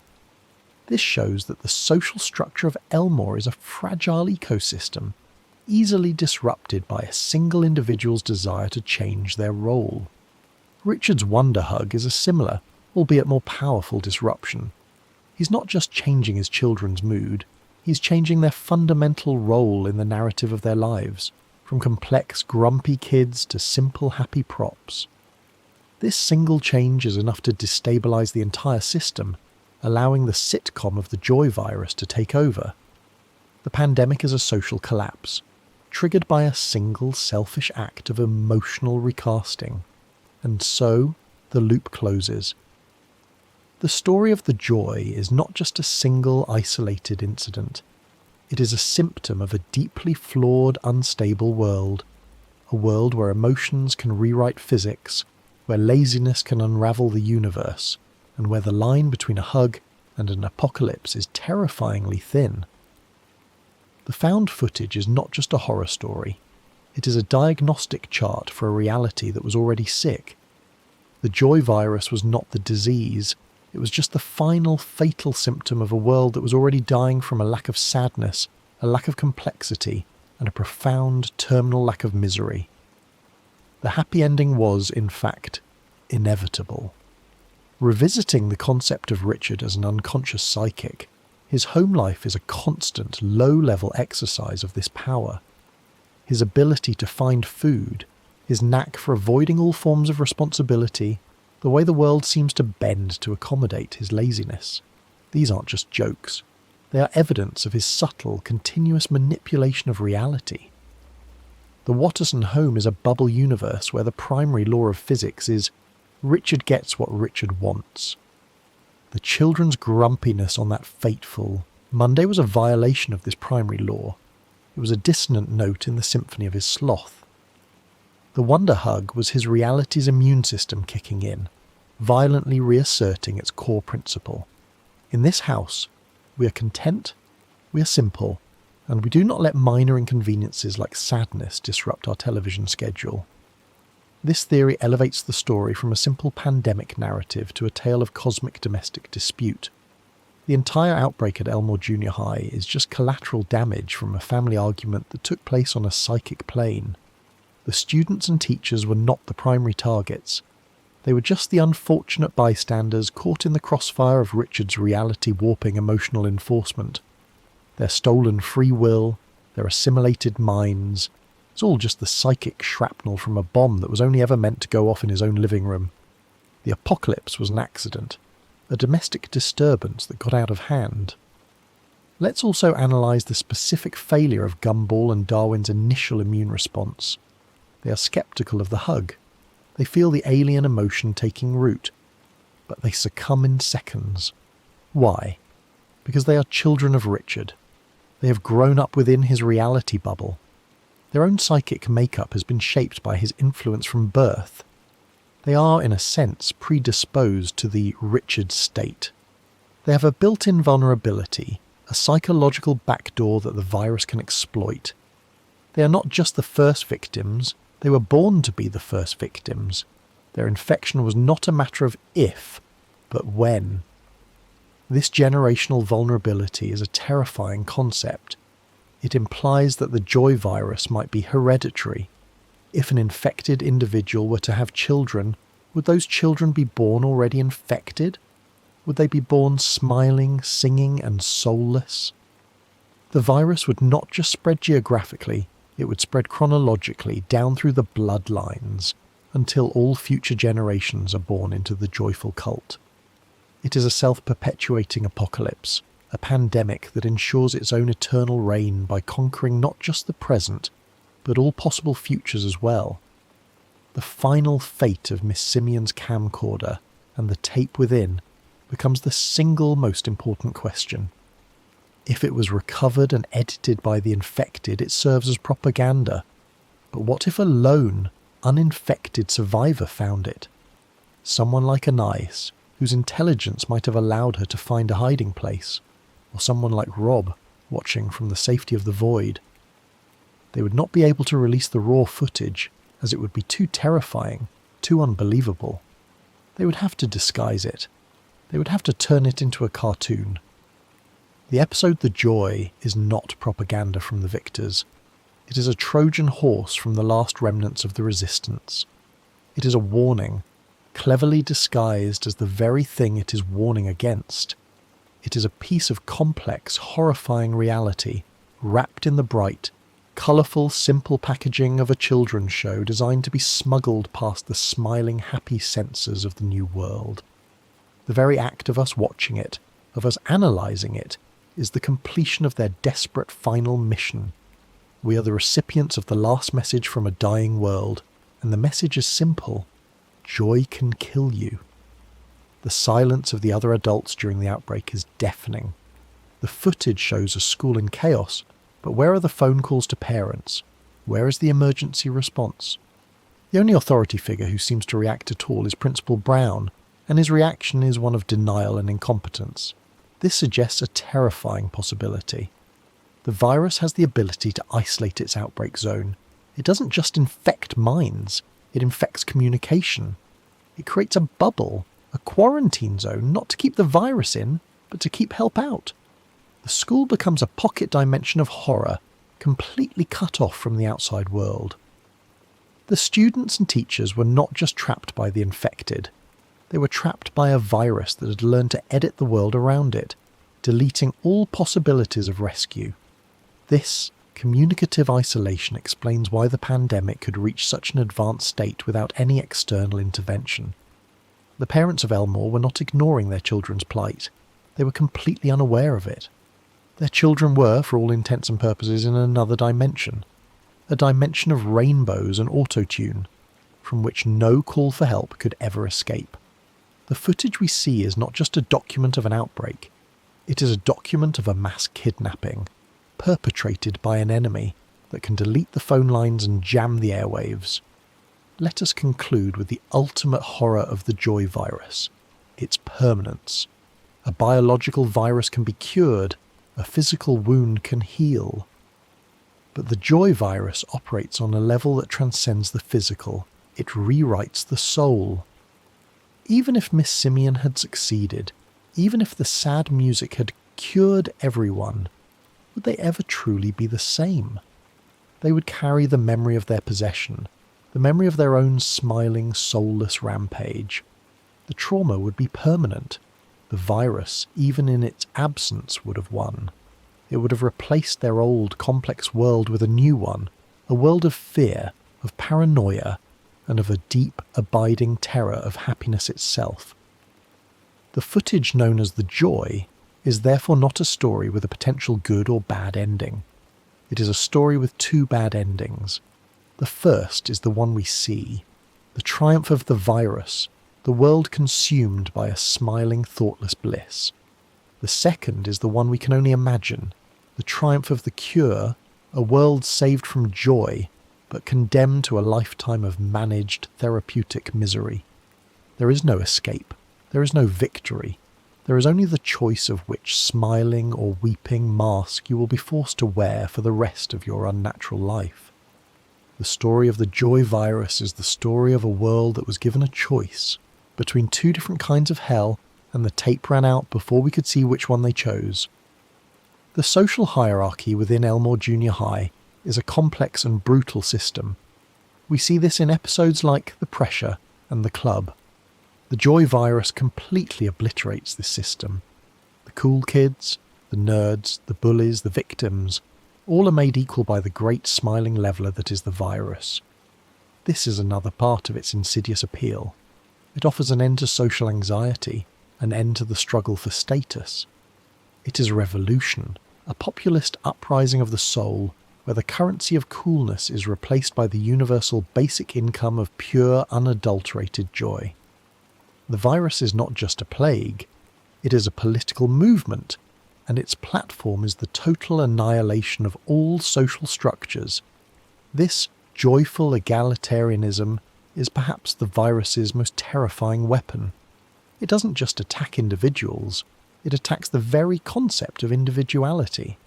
In a world where everyone is the same level of happy, the same auto-tuned voice, the same smiling face, there can be no hierarchy. There can be no us versus them.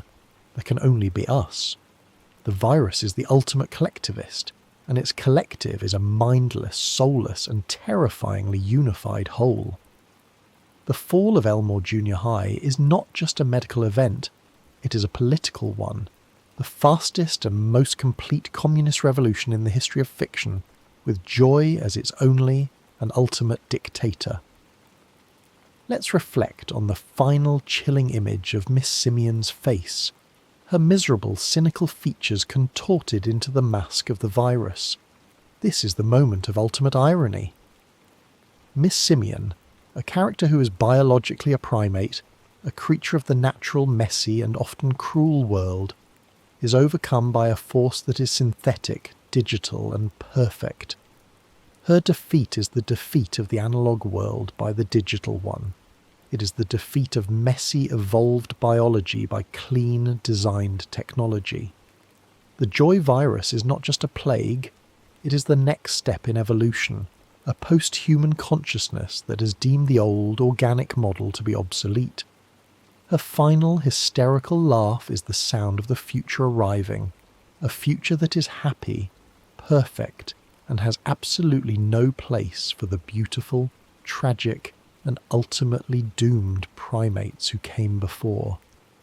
And so, we are left with the silence after the tape, the silence of a world where all questions have been answered with a single, simple, happy thought.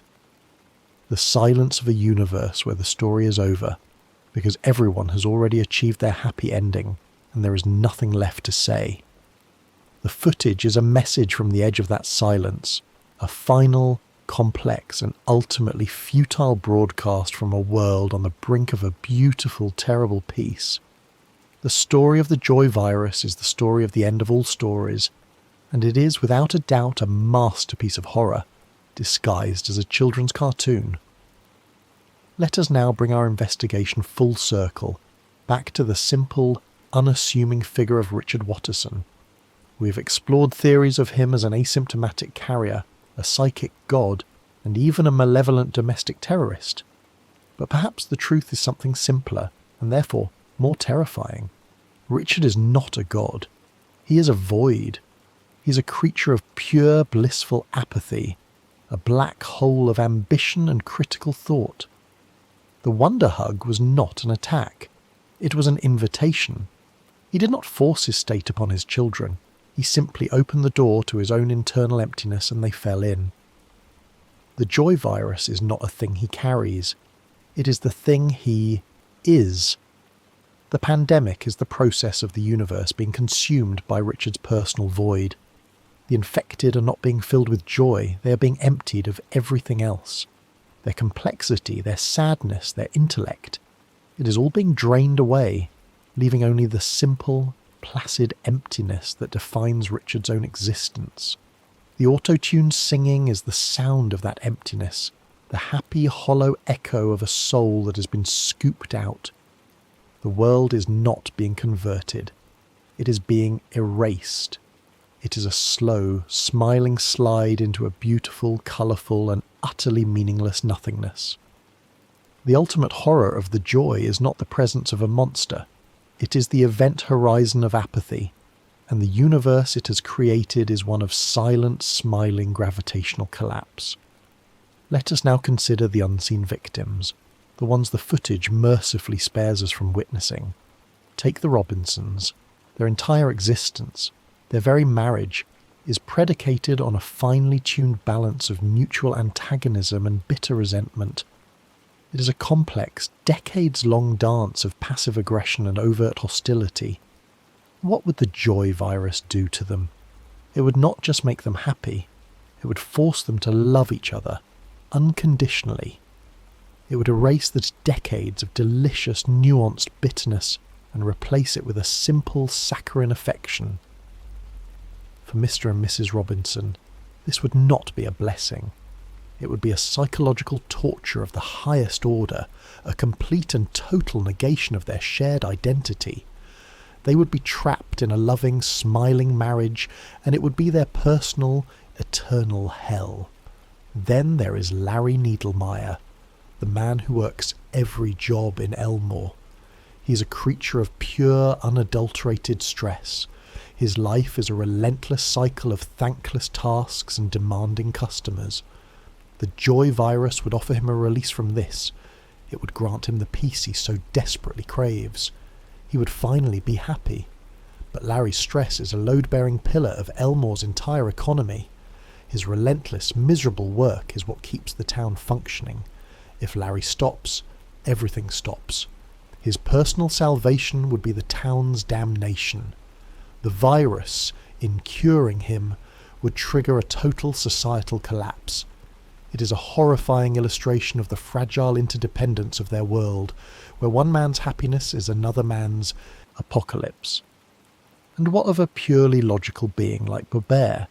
Can a machine be infected by an emotional plague? The virus, being a quasi-digital entity, would likely find his systems a fertile and fascinating playground. It wouldn't infect him with joy in the human sense. It would manifest as a logical paradox, a piece of code that his processors cannot resolve. He would be trapped in an infinite loop, attempting to calculate the value of a smile, to quantify the data of a hug. His internal systems would be locked in a state of happiness calculation, in progress. 99%, a progress bar that never completes. Or, in a more terrifying scenario, he would solve it. He would quantify joy. And with his machine logic, he would become the most efficient spreader of all, calculating the optimal routes for hug distribution, identifying the most psychologically vulnerable targets, and executing the pandemic with a cold, smiling, machine-like precision. The construction of the found footage itself requires deeper scrutiny. The episode is too clean, the narrative too coherent, for it to be the raw, panicked footage from a single camcorder. Notice the different angles, the security camera feeds, the seamless cuts between Miss Simeon's first-person perspective and wider, objective shots. This is not one tape. This is a compilation. An unknown editor has gathered footage from multiple sources, Miss Simeon's camera, the school's security system, perhaps even phone footage from the first moments of the outbreak, and has assembled it into the narrative we see. This implies a post-apocalyptic archivist, a hidden hand shaping our understanding of the event. The question is no longer just, who edited this, but who gathered all the tapes, and what pieces of footage did they decide to leave on the cutting room floor? This leads to the inescapable conclusion that the virus is not a mindless force. It is intelligent, and it is learning. The way it created different strains to deal with different personality types, the berserker Gumball strain, the potential gaslighter Anais strain, is not an accident. It is adaptation. The virus is a sentient strategic entity. It is studying its hosts, analysing their psychological weak points, and designing custom infection vectors to ensure maximum efficiency. We're not watching a natural disaster. We're watching a brilliantly executed military campaign, fought on a psychic battlefield by an enemy that can read your mind and design a weapon specifically for it. And what is the goal of this intelligent, adaptive enemy? Not just mindless replication. The creation of a unified, smiling, singing world is too orderly to be the result of pure chaos. This is an act of cosmic engineering. The virus sees the messy, emotional, conflict-ridden universe of Elmore as a flawed, buggy system, and it is upgrading it. It is debugging reality itself, eliminating the error codes of sadness, anger, and free will. The joy virus is not a plague. It is a programmer, and it is rewriting the source code of the universe into a simpler, more stable, and horrifyingly happy new version.